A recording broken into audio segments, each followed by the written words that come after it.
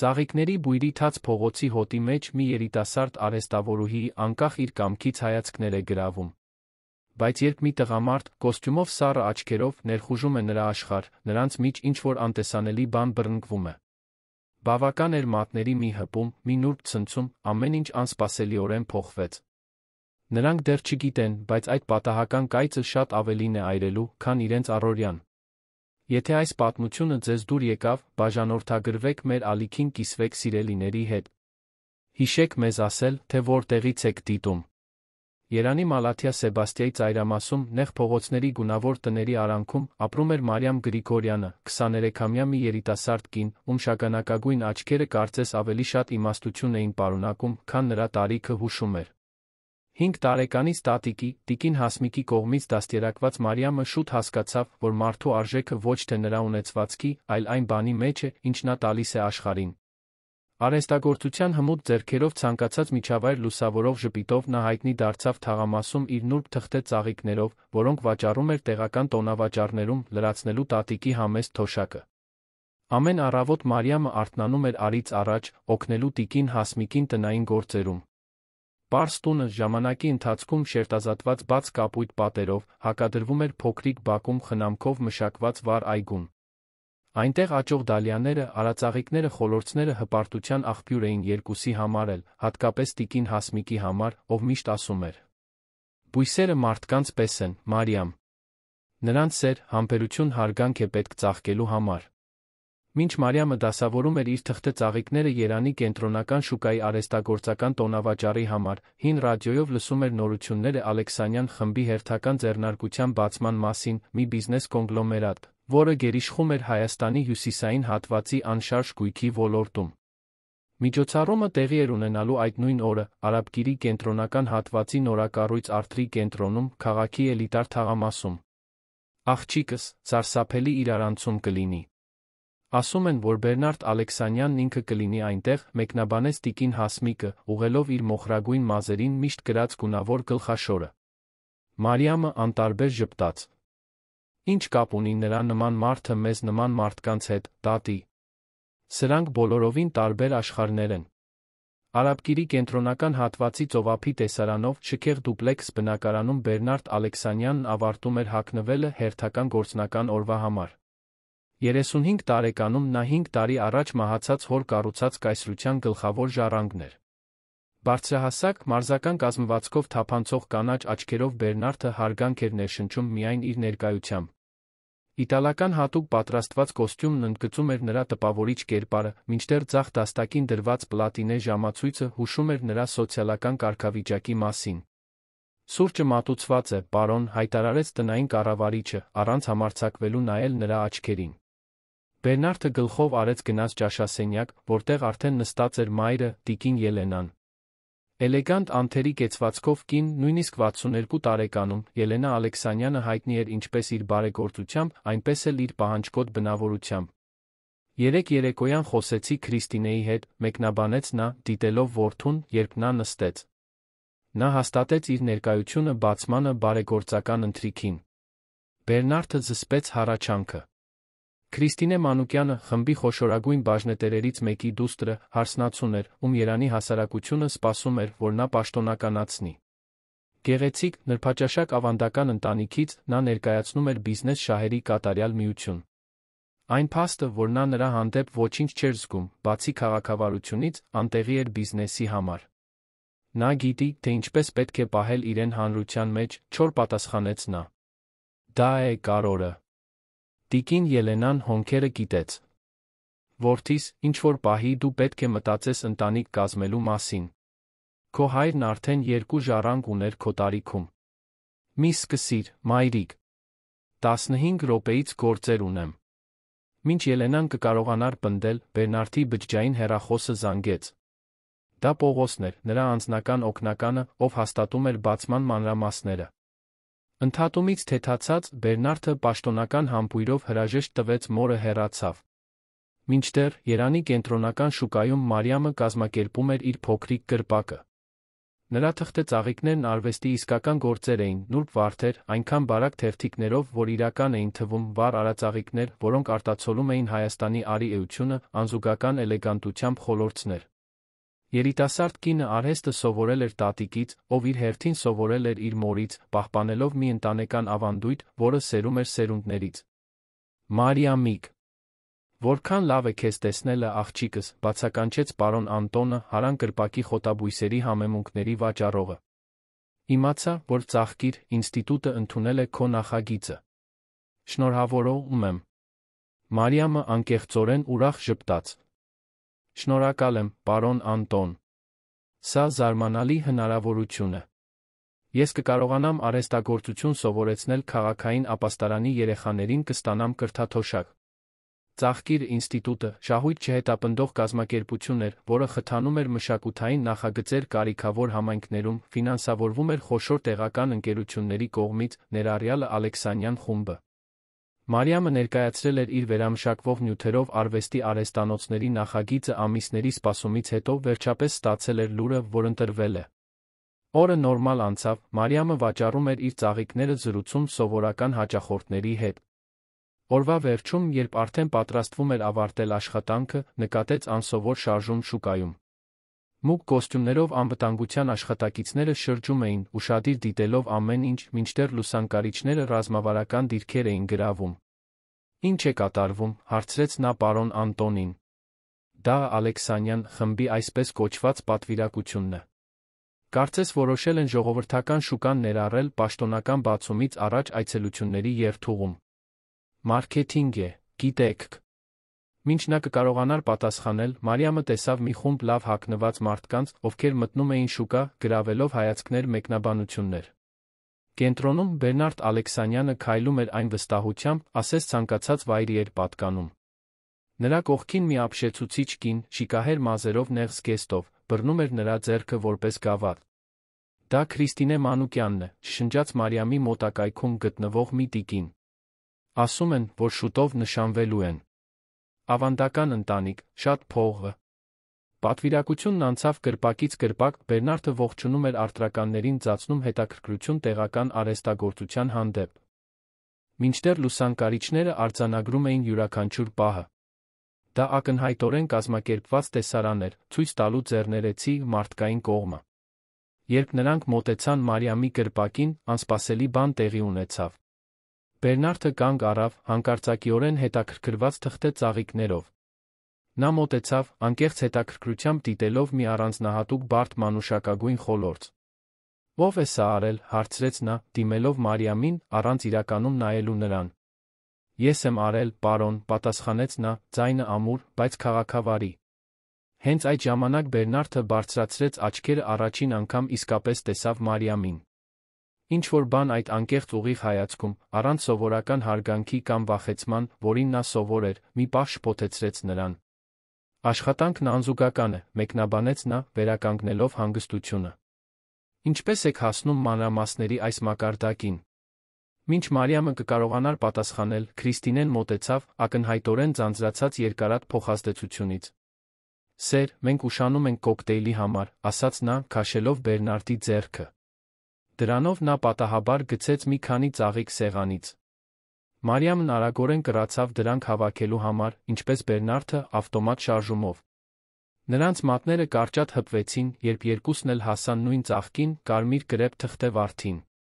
Շփումը թե կարճատ, տարօրինակ զգացողություն առաջացրեց երկուսի մոտ էլ, կարծես նուրբ էլեկտրական ցնցում, որը արձագանքեց ֆիզիկականից այն կողմ։ Քրիստինեն դիտում էր տեսարանը նեղացած աչքերով։ Ինչ-որ բան այն բանի մեջ, թե ինչպես էր Բերնարդը նայում այդ պարզ վաճառողուհուն, խորապես անհանգստացրեց նրան։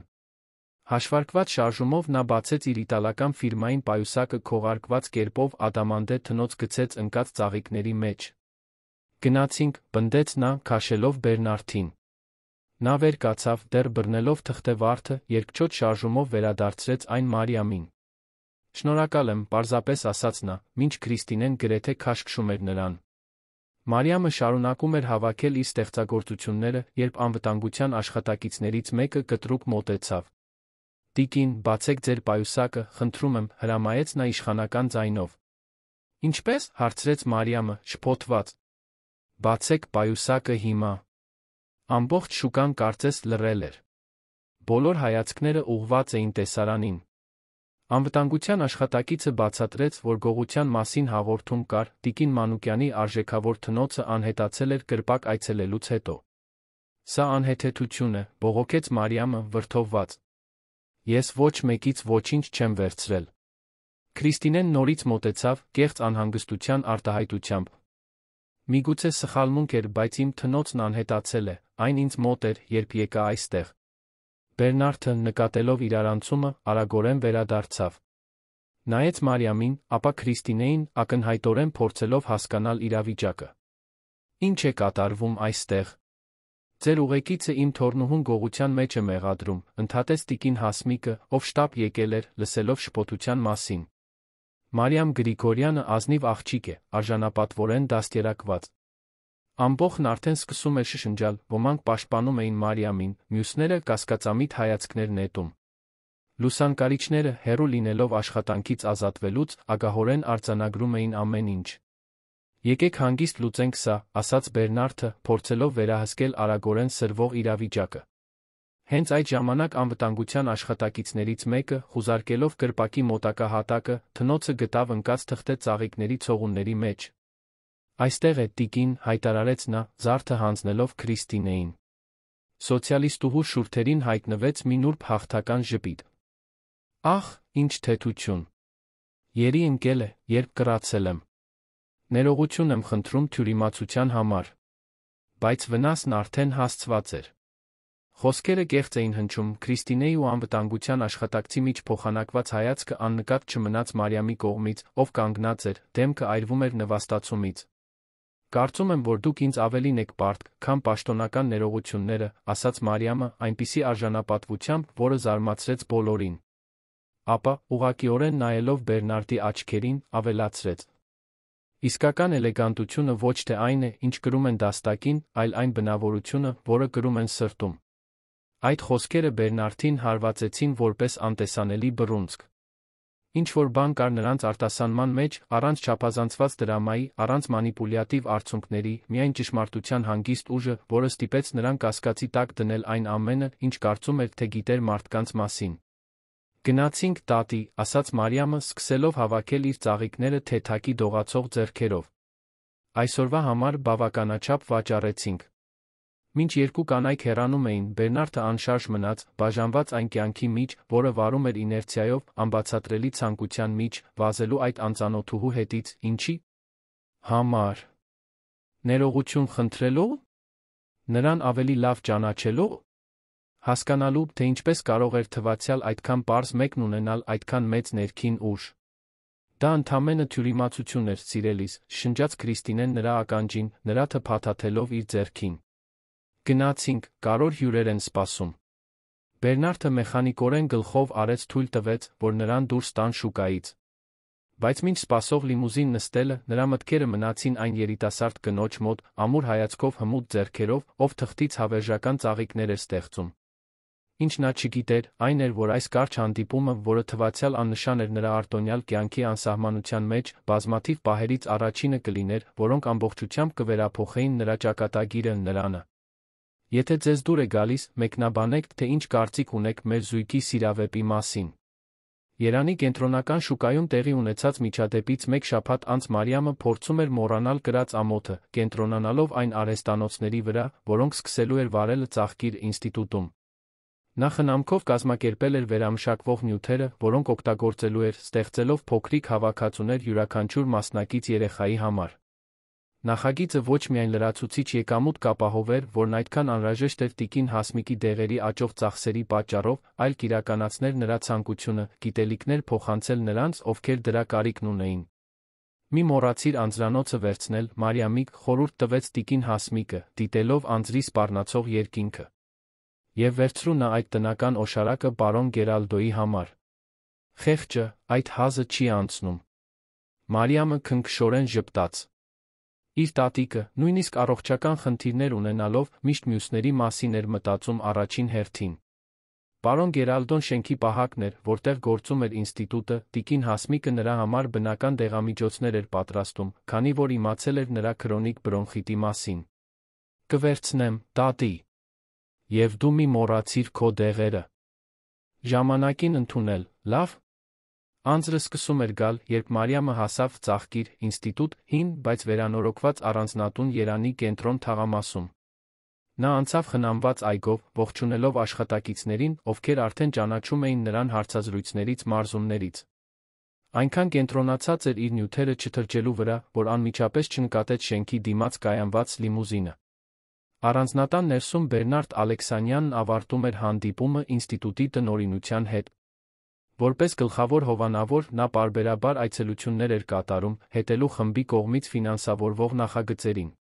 Սովորաբար նա այդ գործառույթները պատվիրակում էր իր օգնականներին, բայց շուկայում տեղի ունեցած դեպքից հետո ինչ-որ բան անհանգստացնում էր նրան։ Մի անհանգստություն, որը նա չէր կարողանում անվանել, ստիպել էր նրան այս անգամ անձամբ ներկայանալ։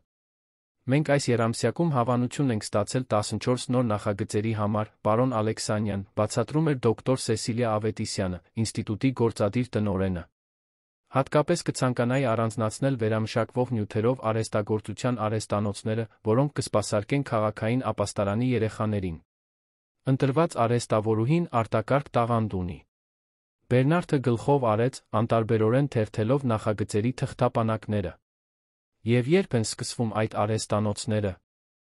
Այսօր, ի դեպ։ Պատասխանատուն պետք է հասնի։ Հենց այդ պահին Մարիամը մտավ նախասրահ, թափահարելով անձրանոցը ուղղելով իր նյութերով լի պայուսակը։ Նրա գանգուր մազերը թեթակի թաց էին անձրից, իսկ այտերը կարմրած արագ քայլելու ջանքից։ Բերնարդը բարձրացրեց աչքերը թղթապանակից սառեց։ Այնտեղ, մի քանի մետր հեռավորության վրա, շուկայի երիտասարդ կինն էր։ Նրա սիրտը անբացատրելիորեն արագացավ։ Մարիամը նույնպես տեսավ նրան հանկարծակի կանգ առավ։ Մի ակնթարթ ժամանակը կարծես կանգ էր առել նրանց միջ։ Դոկտոր Սեսիլիան էր, ով խախտեց լռությունը, պաշտոնապես ներկայացնելով նրանց։ Պարոն Ալեքսանյան, սա Մարիամ Գրիգորյանն է, այն արհեստավորուհին, ում մասին նշեցի։ Մարիամ, սա Բերնարդ Ալեքսանյանն է, մեր գլխավոր հովանավորը։ Մենք արդեն ծանոթ ենք, պատասխանեց Բերնարդը, վերականգնելով հանգստությունը։ Երանի կենտրոնական շուկայում։ Այո, հաստատեց Մարիամը, ամուր ձայնով։ Մենք կարճատ հանդիպեցինք։ Օդում լարվածությունը շոշափելի էր։ Դոկտոր Սեսիլիան, նկատելով անհարմարությունը, առաջարկեց Բերնարդին ծանոթանալ այն տարածքին, որտեղ արհեստանոցը պետք է անցկացվեր։ Մերժելու քաղաքավարի այլ ընտրանքներ չունենալով, երկուսն էլ հայտնվեցին ինստիտուտի միջանցքով կողք կողքի քայլելիս։ Ձեր թղթե ծաղիկները իսկապես ուշագրավ են, մեկնաբանեց Բերնարդը, փորձելով խախտել անհարմար լռությունը։ Երբեք նման մանրամասն աշխատանք չեմ տեսել։ Շնորհակալ եմ, պատասխանեց Մարիամը, առանց կարողանալու ուղղակիորեն նայել նրան։ Դա ընտանեկան ավանդույթ է։ Նրանք հասան լայն լուսավոր սենյակը, որտեղ տեղի էին ունենալու արհեստանոցները։ Ցածր սեղաններ, գունավոր աթոռներով դասավորված էին շրջանած, մեծ պատուհանը թույլ էր տալիս տեսնել այգին, որն այժմ տանջվում էր ուժգնացող անձրից։ Ցանկանում եմ ներողություն խնդրել շուկայում տեղի ունեցածի համար, ասաց Բերնարդը, զարմացնելով ինքն իրեն։ Դա ցավալի թյուրիմացություն էր։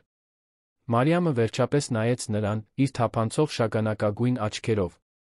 Թյուրիմացությունները հազվադեպ են պատահական լինում, պարոն Ալեքսանյան։ Հատկապես, երբ դրանք ներառում են այդքան տարբեր աշխարհների մարդկանց։ Խնդրում եմ, ինձ Բերնարդ կանչեք։ Նախընտրում եմ պահպանել պաշտոնականությունը, եթե դեմ չեք։ Ի վերջո, դուք հիմա իմ անուղղակի հովանավորն եք։ Բերնարդը գլխով արեց, տարօրինակորեն հիասթափված։ Ինչ-որ բան այդ կնոջ մեջ ամբողջությամբ զինաթափում էր նրան։ Կարծես նրա սովորական պաշտպանությունները, փողը, իշխանությունը, հաշվարկված հմայքը, բոլորովին անօգուտ էին։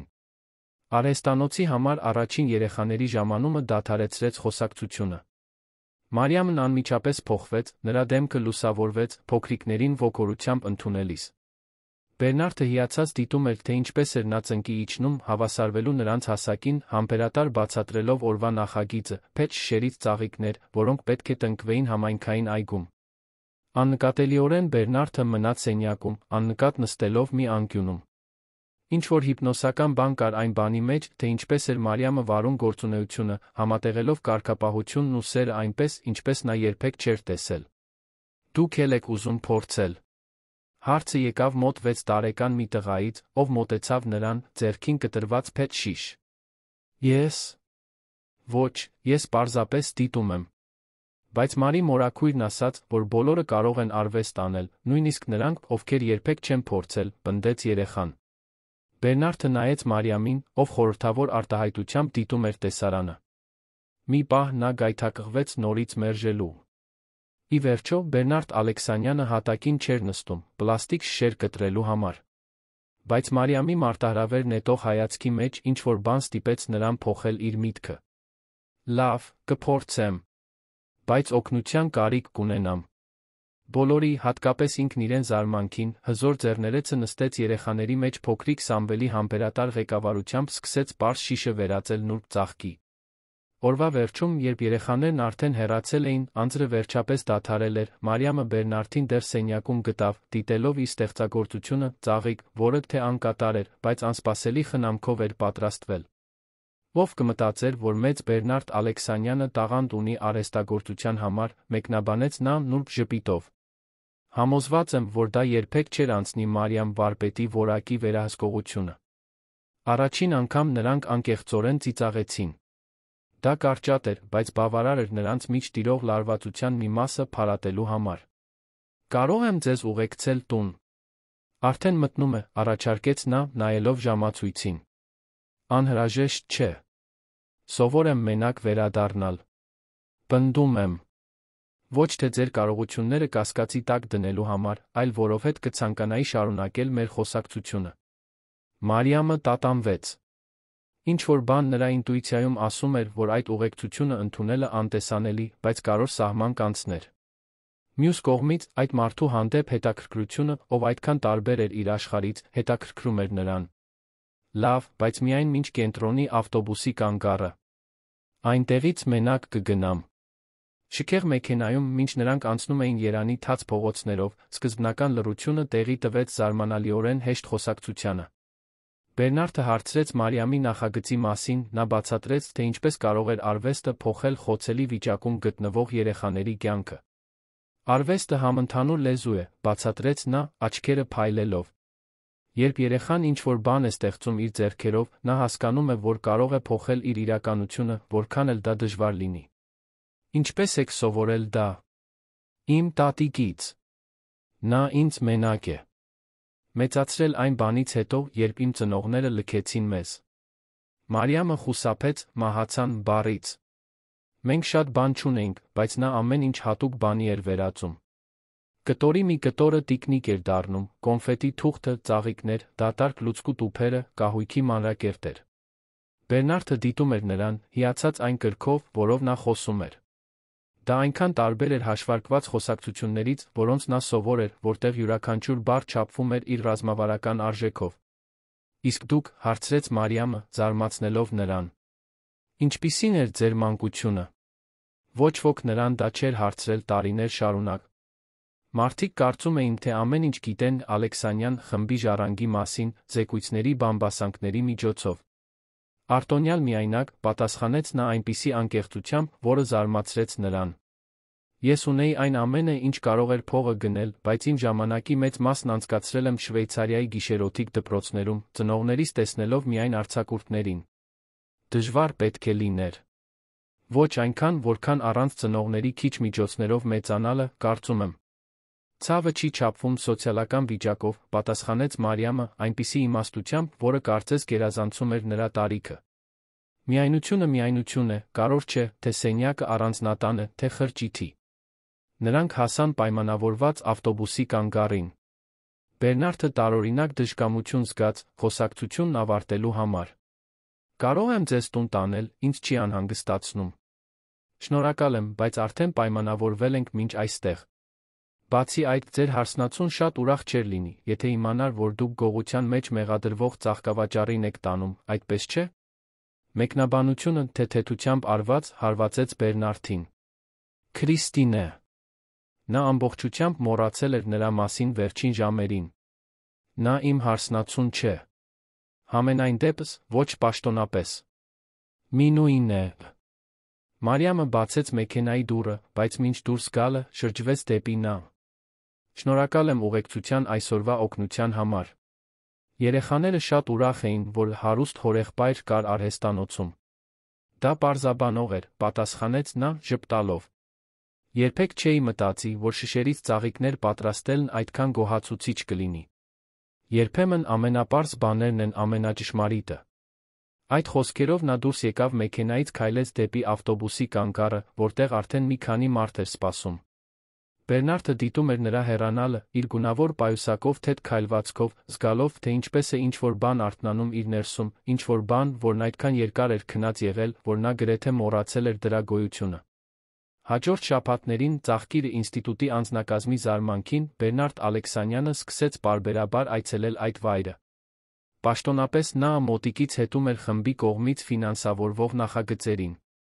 Իրականում նա ավելի ու ավելի էր հիացած Մարիամ Գրիգորյանով նրա աշխարհով։ Սկզբում Մարիամը հեռու էր մնում, համոզված լինելով, որ ձեռներեցի հետաքրքրությունը անցողիկ է, իր սեփական կյանքից ձանձրացած հարուստ մարդու քմահաճույք։ Բայց Բերնարդի համառությունը, հատկապես այն անկեղծը, որով նա շփվում էր երեխաների հետ հետաքրքրվում նախագծով, սկսեցին կոտրել նրա պաշտպանությունը։ Մի հատկապես տաք կեսօր, երբ Մարիամը ներկայարարական արհեստանոցից հետո դասավորում էր նյութերը, Բերնարդը հայտնվեց ներմուծված հատուկ ներկերի տուփով։ Կարծեցի, որ դրանք կարող են օգտակար լինել հաջորդ նախագծի համար, ասաց նա, տուփը դնելով սեղանին։ Գեղեցիկ են, բայց չափազանց թանկ։ Մեր նպատակն է երեխաներին սովորեցնել ստեղծել այն, ինչ ունեն, ոչ թե այն նյութերով, որոնք երբեք չէին կարող գնել։ Դրա մասին չէի մտածել, խոստովանեց Բերնարդը, անկեղծորեն զարմացած հեռանկարից։ Դուք ճիշտ եք։ Բայց մենք կարող ենք մի քանիսը օգտագործել այն կոլեկտիվ աշխատանքներում, որոնք կցուցադրվեն ինստիտուտում, ավելացրեց Մարիամը, զգայուն նրա հիասթափության հանդեպ։ Անիմաստ կլիներ չօգտագործել դրանք։ Ընկալման այդ փոքրիկ պահը ավելի մեծ մերձեցման սկիզբն էր։ Արհեստանոցներից հետո հաճախակի դարձան խոսակցությունները ինստիտուտի այգում, հաճախ ձգվելով մինչ մթնշաղ։ Նրանք խոսում էին արվեստի, մանկության, երազանքների, ավելի ու ավելի, իրենց կյանքի մասին։ Բերնարդը հայտնաբերեց, որ Մարիամը սովորել էր մանկավարժություն Երանի պետական համալսարանում, գերազանցությամբ ավարտելով, չնայած ֆինանսական դժվարություններին։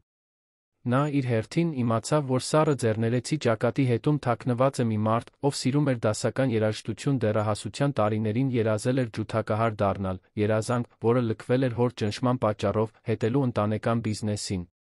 Դուք դեռ նվագում եք, հարցրեց Մարիամը, նստած այգու նստարանին, մինչ նրանք պարզ խորտիկ էին կիսում։ Հազվադեպ։ Միայն երբ մենակ եմ, պետք է մաքրեմ գլուխս։ Դժվար պետք է լինի կրել ուրիշների ակնկալիքների բեռը։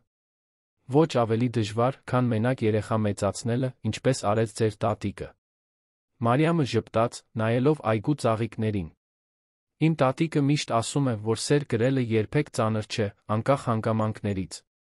Հենց այդ պահին Բերնարդը հասկացավ։ Նա անդառնալիորեն սիրահարված էր Մարիամ Գրիգորյանին։ Ոչ միայն նրա բնական գեղեցկությունը կամ նրա ինտելեկտն էին գրավում նրան, այլ այն անկեղծությունը, որով նա ապրում էր, այն հանգիստ ուժը, որը նա արձակում էր ամենապարզ բաներում գեղեցկություն գտնելու կարողությունը։ Այդ գիտակցությունը սարսափեցրեց նրան։ Ինչպես կարող էր գործել հարաբերություն այդքան տարբեր աշխարհների մարդկանց միջ։ Ինչ կասեր նրա ընտանիքը։ Իսկ բիզնեսը։ Քրիստինեն իր հոր միջոցով կապված էր կարևոր պայմանագրերի հետ։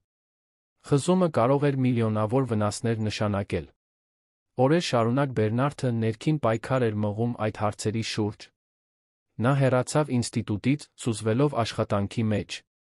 Բայց Մարիամի կերպարը, նրա ժպիտը, նրա իմաստուն խոսքերը անընդհատ հետապնդում էին նրան։ Ալեքսանյան ընտանիքի առանձնատանը, որը գտնվում էր կենտրոնի էլիտար թաղամասում, տիկին Ելենան նկատեց որդու փոփոխությունը։ Հատկապես լուռ ընթրիքի ժամանակ որոշեց անդրադառնալ հարցին։ Ինչ-որ բան անհանգստացնում է քեզ, Բերնարդ։ Վերջերս հեռու ես թվում։ Պարզապես աշխատանքային հարցեր, մայր։ Ես այդ հայացքը ճանաչում եմ դեռ մանուկ հասակիցդ։ Դրանք պարզապես բիզնես չեն։ Բերնարդը մտածեց ստելու մասին, բայց հանկարծ հոգնածություն զգաց ծածնելուց։ Ես մեկին եմ հանդիպել։ Տիկին Ելենան հոնքերը բարձրացրեց, զարմացած անսպասելի խոստովանությունից։ Մեկը, ով Քրիստինեն չէ, կարծում եմ։ Այո։ Եվ այդ մարդը համապատասխան է մեր դիրքին։ Բերնարդը ծիծաղեց, առանց հումորի։ Սահմանեք համապատասխանը, մայր։ Նա կրթված է, խելացի, տաղանդավոր, ավելի ամբողջական է, քան մեր շատ համապատասխան ընկերներից։ Բայց չի պատկանում մեր սոցիալական շրջանակին։ Ոչ։ Տիկին Ելենան հառաչեց, դնելով դանակ պատառաքաղները։ Բերնարդ, դու գիտես, թե ինչպես են գործերը։ Մեր աշխարհն ունի կանոններ։ Քո հայրն ամբողջ կյանքում աշխատել է այս կայսրությունը կառուցելու համար, կան ակնկալիքներ։ Ես հոգնել եմ ակնկալիքներից, մայր։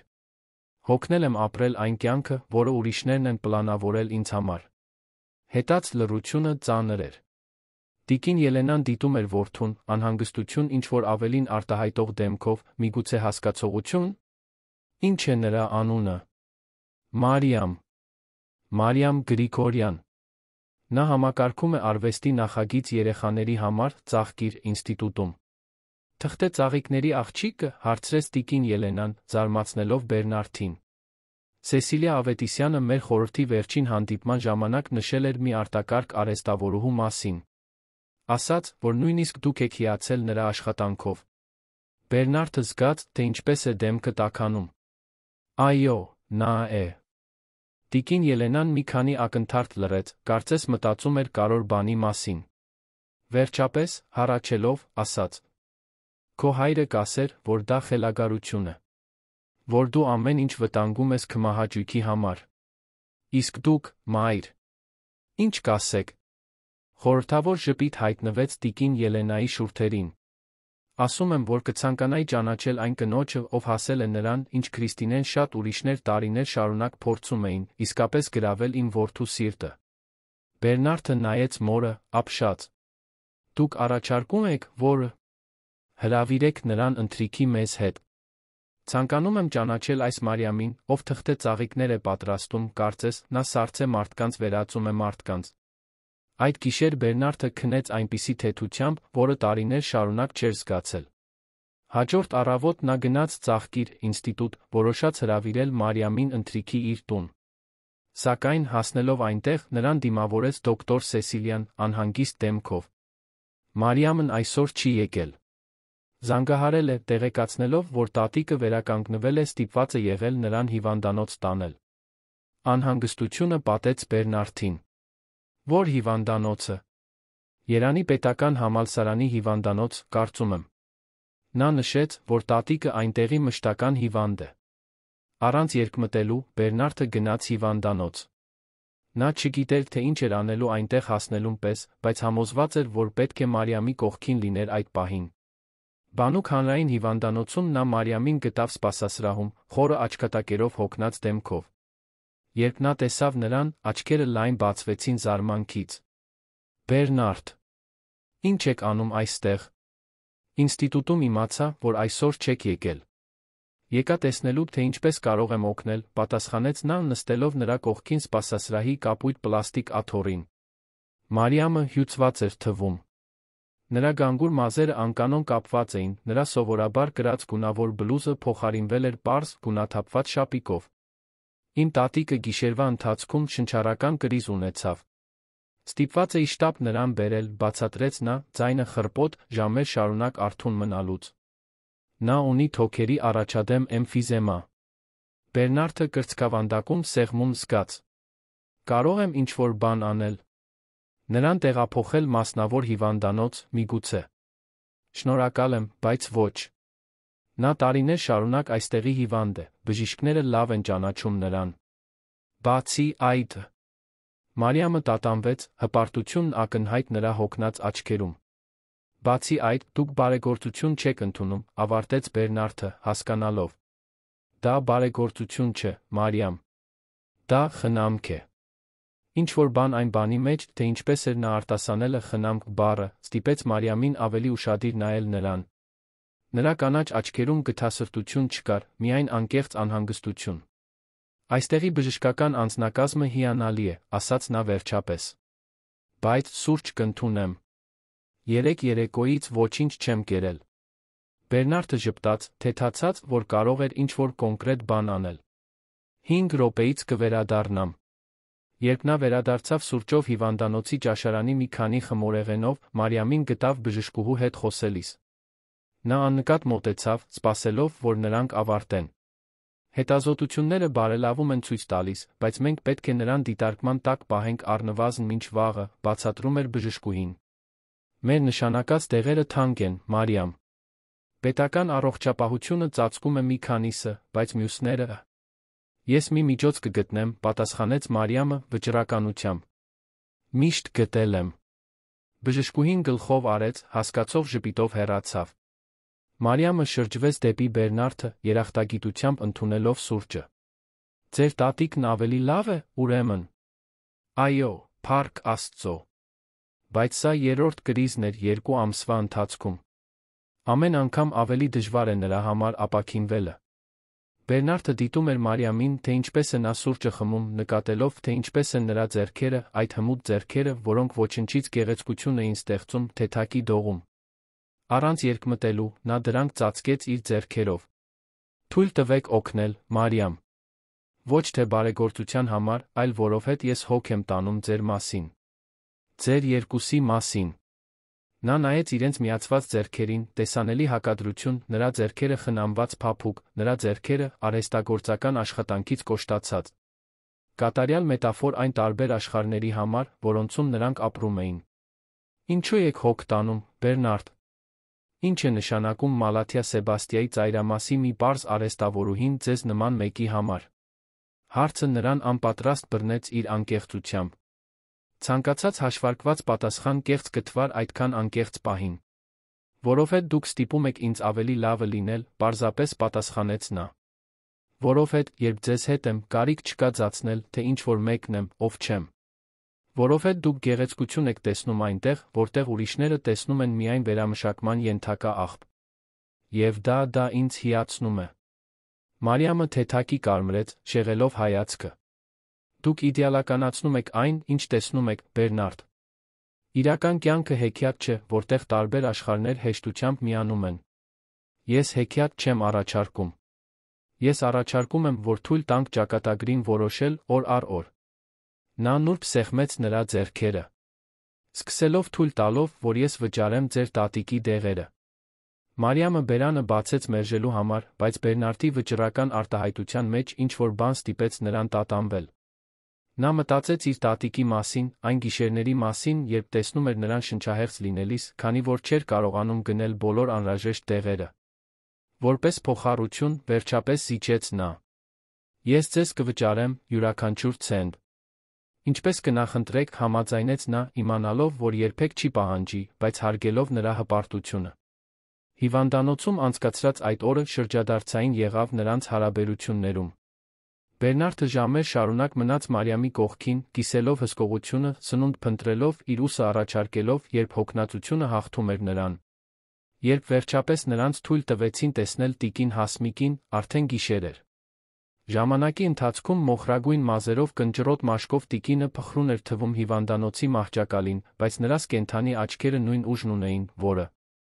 Բերնարդը ճանաչել էր Մարիամի մեջ առաջին իսկ պահից։ Ուրեմն դու այն հարուստ տղան ես, ով անհանգստացնում է իմ թոռնուհու խաղաղությունը, ասաց տիկին Հասմիկը, թույլ, բայց սադրիչ ժպիտով։ Տատի, բացականչեց Մարիամը, շփոթված։ Մեղավոր եմ, տիկին, պատասխանեց Բերնարդը, զարմացնելով երկուսին էլ իր հումորային համեստությամբ։ Հուսով եմ, դեմ չեք։ Տիկին Հասմիկը ուշադիր դիտեց նրան, կարծես կարող էր կարդալ նրա հոգին։ Դու ազնիվ աչքեր ունես, տղա։ Տարբեր քո հորից։ Դուք ճանաչել եք իմ հորը։ Ճանաչել եմ, պատասխանեց նա, ուղղելով բարձերը։ Ես 3 ամիս աշխատել եմ ձեր ընտանիքի առանձնատանը, շատ տարիներ առաջ։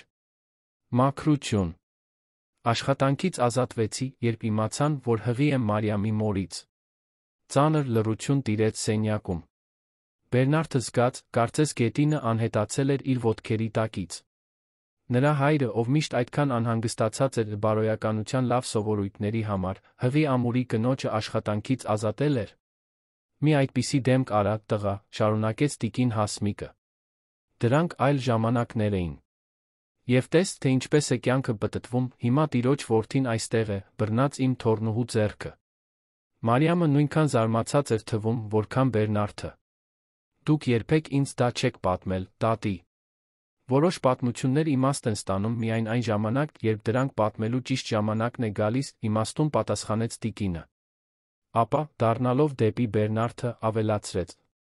Հիմա, եթե դուք իսկապես հոգ եք տանում իմ Մարիամի մասին, ձեզ ավելին է պետք, քան փողը, ձեր արժեքն ապացուցելու համար։ Տատի, խնդրում եմ, մի ամաչեցրու Բերնարդին, խնդրեց Մարիամը մահացու ամաչած։ Ես ոչ մեկին չեմ ամաչեցնում, աղջիկս։ Ես պարզապես ճշմարտություններ եմ ասում, որոնք պետք է ասվեն։ Տիկին Հասմիկը բռնեց Բերնարդի ձեռքը, զարմացնելով նրան այն ուժով, որը դեռ ուներ։ Այս աղջիկը իմ գանձն է։ Նա դաստիարակվել է այնպիսի արժեքներով, որոնք ոչ մի փող չի գնի։ Եթե դու մտադիր ես մտնել նրա կյանք, պետք է հարգես դա։ Ես հարգում եմ, տիկին, պատասխանեց Բերնարդը անկեղծորեն։ Հենց դա է ինձ գրավել Մարիամի մեջ ի սկզբանե։ Հասկացող հայացք անցավ ձեռներեցի տարեց կնոջ միջ։ Այդ պահին, առանց խոսքերի, լուր համաձայնություն կնքվեց, Բերնարդը կխնամեր Մարիամին նույն սիրով հարգանքով, որը տիկին Հասմիկը միշտ նվիրել էր նրան։ Հաջորդ օրերին Բերնարդը գրեթե տեղափոխվեց հիվանդանոց։ Նա վերակազմավորեց իր օրակարգը, պատվիրակեց պարտականությունները իր օգնականների զարմանքին, սկսեց հեռակա աշխատել սպասասրահից։ Երբ տիկին Հասմիկը մեկ շաբաթ անց դուրս գրվեց, նա պնդեց տրամադրել տրանսպորտ ուղեկցել նրանց տուն։ Մալաթիա Սեբաստիայի ծայրամասի պարզ տունը, իր շերտազատված պատերով վերանորոգման կարիք ունեցող տանիքով, հենց այնպիսին էր, ինչպես Բերնարդը պատկերացնում էր, փոքր, բայց անթերի մաքուր ամենուրեք զարդարված Մարիամի արհեստագործական ստեղծագործություններով։ Թղթե ծաղիկներ պատերին, ձեռքով ներկված ծաղկամաններ, գունավոր կտորներից վարագույրներ, յուրաքանչյուր մանրուք արտացոլում էր դրա տիրուհու արվեստի հոգին։ Ոչինչ չհամեմատած նրա հետ, ինչին դուք սովոր եք, մեկնաբանեց Մարիամը, մինչ օգնում էր տատիկին հարմարվել մահճակալին։ Անթերի է, պատասխանեց նա, անկեղծորեն հուզված տան հարմարավետ պարզությունից։ Կարծես կենդանի է։ Բերնարդի այցելությունները Գրիգորյանների տուն հաճախակի դարձան։ Սկզբում տիկին Հասմիկի առողջությունը ստուգելու պատրվակով, շուտով դրանք վերածվեցին բոլորի կողմից սպասված պահերի։ Նա փոքրիկ նվերներ էր բերում, գիրք Մարիամի համար, դեղաբույսեր տիկին Հասմիկի համար, բույս այգու համար, երբեք ոչինչ շռայլ կամ թանկարժեք, հարգելով նրանց արժանապատվությունը։ Փոխարենը նա ստանում էր մի բան, որը փողը երբեք չէր կարող գնել՝ պատկանելություն։ Պարզ ընթրիքներ, կիսված խոհանոցի փոքրիկ սեղանի շուրջ, տիկին Հասմիկի պատմած պատմություններ Մարիամի մանկության մասին, կեսօրներ, այգում օգնելիս, իր կյանքում առաջին անգամ Բերնարդը իրեն իսկական ընտանիքի մաս էր զգում։ Բայց մինչ նրա սիրտը ծաղկում էր Մալաթիա Սեբաստիայի ծայրամասի պարզ տանը, փոթորիկ էր ձևավորվում նրա կորպորատիվ աշխարհում։ Քրիստինե Մանուկյանը, զայրացած Բերնարդի հանկարծակի անհասանելիությունից նրա հեռացման մասին լուրերից, սկսեց հետաքննել։ Շուտով նա հայտնաբերեց Մարիամի ձեռներեցի հետ նրա աճող մերձեցման մասին։ Ուրեմն դրա համար ես անհետացել եմ, անսպասելիորեն առերեսվեց նա իր գրասենյակում մի կեսօր։ Բարեգործական ինստիտուտի հավաքարարուհի։ Նա կրթական նախագծերի համակարգող է, մանկավարժության շրջանավարտ, ես շնորհակալ կլինեի, եթե դուրս գայիք իմ գրասենյակից, սառնորեն պատասխանեց Բերնարդը։ Քրիստինեն ծիծաղեց, անուրախ ձայնով։ Նայեք ձեզ, պաշտպանում եք ձեր բարեգործական արկածը, կարծես դա լուրջ բան լինի։ Արթնացեք, Բերնարդ։ Մեզ նման մարդիկ չեն խառնվում նրանց նման մարդկանց հետ։ Նրա նման մարդիկ ավելի ամբողջականություն բարություն ունեն իրենց ճկույթում, քան ձեզ նման մարդիկ իրենց ամբողջ մարմնում, հակադարձեց նա, զարմացած իր սեփական կրքոտությունից։ Քրիստինեի կատարյալ դեմքը աղավաղվեց ատելության արտահայտությամբ։ Իմ հայրը ընդհանրապես դա չի հավանի։ Արտրի կենտրոնի ընդլայնման պայմանագիրը կախված է մեր միությունից, թե՞ մոռացել եք։ Ասեք ձեր հորը, որ մենք կվերանայենք պայմանները։ Ես այլս չեմ օգտագործի իմ անձնական կյանքը որպես փոխանակման միջոց բիզնեսում։ Դուք կզղջաք դրա համար, Բերնարդ։ Ոչ ոք ինձ չի փոխում, մի։ Զգույշ եղեք, թե ինչ եք ասելու, ընդհատեց նա, ձայնը վտանգավորորեն ցածր։ Դուրս եկեք հիմա, մինչ մոռանամ այն կրթությունը, որն ինձ տվել է մայրս։ Քրիստինեն դուրս եկավ, դուռը շրխկացնելով, բայց նրա սպառնալիքների թույնը մնաց օդում։ Բերնարդը գիտեր, որ պատերազմ է հայտարարել Մանուկյանների ընտանիքին, Երանի ամենաազդեցիկ վրեժխնդիր ձեռներեցներից մեկին։ Բայց, տարօրինակորեն, նա իրեն ավելի թեթ էր զգում, քան տարիներ շարունակ։ Այդ գիշեր նա Մարիամին հրավիրեց ընթրիքի արաբկիրի կենտրոնական հատվածի ծովափի փոքրիկ ռեստորանում։ Դա առաջին անգամն էր, որ նրանք պաշտոնապես դուրս էին գալիս որպես զույգ, Բերնարդը պլանավորել էր յուրաքանչյուր մանրուք, որպեսզի նա իրեն հարմարավետ զգա, նա ընտրել էր էլեգանտ, բայց ոչ շռայլ վայր, ամրագրել էր աննկատ սեղան, ծովի տեսարանով, նույնիսկ նախապես խոսել էր մետրդոտելի հետ, ապահովելու համար, որ նրանց կվերաբերվեն այն հարգանքով, որին Մարիամը արժանի էր։ Հագնված պարզ մուգ կապույտ զգեստով, որն ընդգծում էր նրա բնական գեղեցկությունը, Մարիամը նյարդային էր թվում, երբ հասավ ռեստորան։ Բոլորը նայում են, շշնջաց նա, մինչ նրանց տանում էին սեղանի մոտ։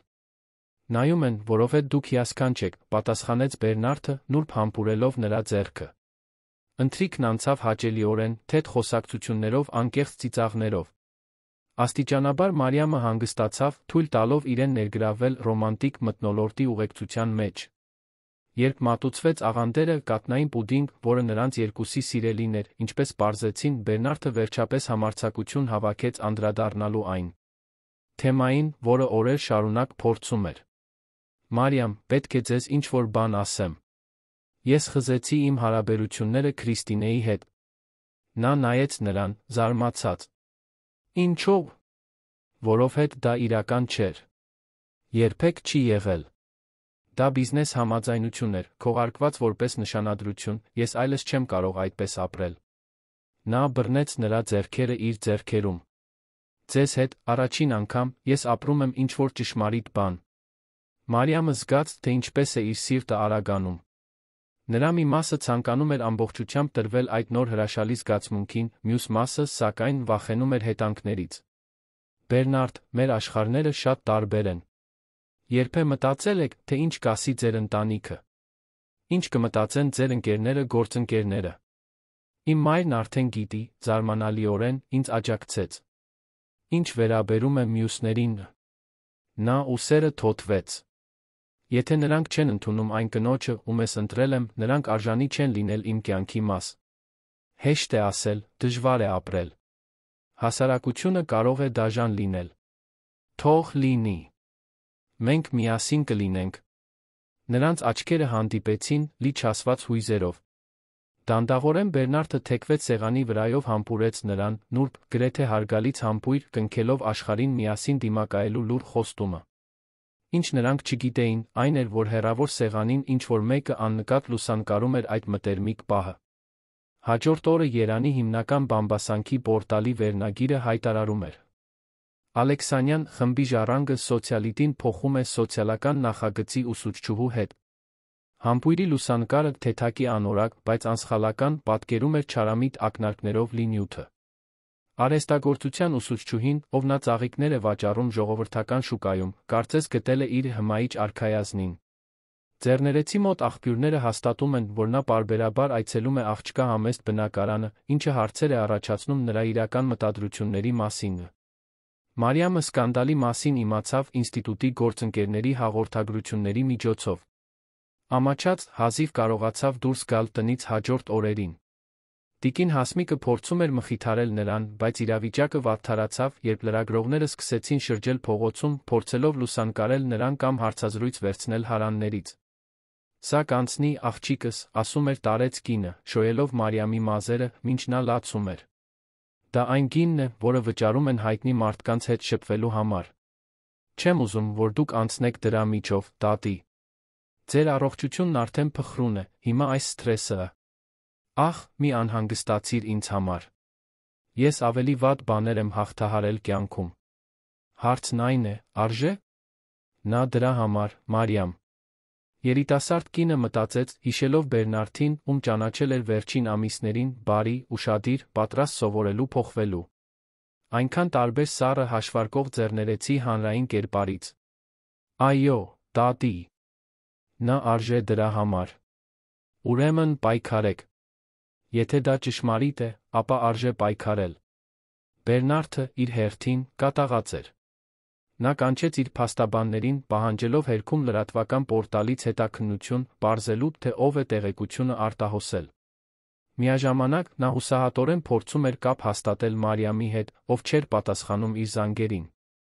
Վերջապես տիկին Ելենան միջամտեց, առանց նախազգուշացման հայտնվելով որդու գրասենյակում։ «Ոչինչ չի լուծի այդ մարդկանց դատի տալը, Բերնարդ», ասաց նա, նստելով նրա դիմաց։ «Դա միայն կսնուցի սկանդալը։ Ես չեմ կարող թույլ տալ, որ նրանք այդպես զրպարտեն Մարիամին, մայր։ Համաձայն եմ։ Բայց կան դրանք լուծելու ավելի արդյունավետ եղանակներ»։ Տիկին Ելենան ուղղվեց աթոռին, ընդունելով իրեն բնորոշ էլեգանտ կեցվածքը։ «Ես կազմակերպում եմ մանկական հիվանդանոցի համար ամենամյա դրամահավաքի պարահանդեսը հաջորդ շաբաթ։ Ցանկանում եմ, որ դուք Մարիամին տանեք որպես ձեր պաշտոնական ուղեկցորդ»։ Բերնարդը նայեց մորը, ապշած։ «Դուք ուզում եք, որ ես նրան էլ ավելի շատ բացահայտեմ։ Ես ուզում եմ, որ դուք նրան հասարակությանը ներկայացնեք արժանապատվորեն, ոչ թե որպես ամոթալի գաղտնիք։ Եթե մտադիր եք միասին լինել, սա առաջին քայլն է ցույց տալ, որ դուք հարգում եք նրան բավականաչափ հրապարակայնորեն ընդունելու հարաբերությունները, ձեր պայմաններով, ոչ թե ինտերնետային բամբասողների պայմաններով»։ Բերնարդը մտածեց առաջարկի մասին։ Մարիամին Երանի էլիտայի դատին ենթարկելը դժվար փորձություն կլիներ։ Մյուս կողմից, նրան թաքցնելը կլիներ ամոթ խոստովանելու պես, ինչը նա հեռու էր զգալուց։ «Ես կհարցնեմ նրան։ Վերջնական որոշումը պետք է լինի նրանը»։ Տիկին Ելենան ժպտաց, հավանություն տալով։ «Դրա համար էլ նա ինձ դուր է գալիս, առանց նրան ճանաչելու։ Նա ստիպում է ձեզ մտածել ուրիշների մասին, նախքան ինքներդ ձեր մասին»։ Երբ Բերնարդը վերջապես կարողացավ խոսել Մարիամի հետ, դա տեղի ունեցավ նրա տուն անսպասելի այցելության միջոցով։ Նրան գտավ փոքրիկ այգում, բույսերը ջրելիս, հոգնած դեմքով։ «Դուք անհետացել էիք», ասաց նա, կանգնած դարպասի մոտ։ Մարիամը շրջվեց, զարմացած։ «Կարծեցի, որ ավելի լավ է մի որոշ ժամանակ հեռանանք, մինչ փոշին նստի։ Փոշին կնստի միայն այն ժամանակ, երբ մենք որոշենք, որ այն մեզ չի հետաքրքրում»։ Նրանք մտան տուն, որտեղ տիկին Հասմիկը դեղաբույսերի թեյ էր պատրաստում։ Տիկինը Բերնարդին ողջունեց իր սովորական ուղղակի քնքշանքով։ «Երկար էր ձգվում, տղաս։ Կարծեցի, որ առաջին խոչընդոտի մոտ հանձնվել էիք»։ «Երբեք, տիկին Հասմիկ», պատասխանեց նա լրջությամբ։ Ապա, դառնալով դեպի Մարիամը, «Իմ մայրը հաջորդ շաբաթ բարեգործական պարահանդես է կազմակերպում։ Կցանկանայի, որ դուք ինձ ուղեկցեիք»։ Մարիամի աչքերը լայն բացվեցին։ «Պարահանդես»։ Ամբողջ էլիտար հասարակության ներկայությամբ։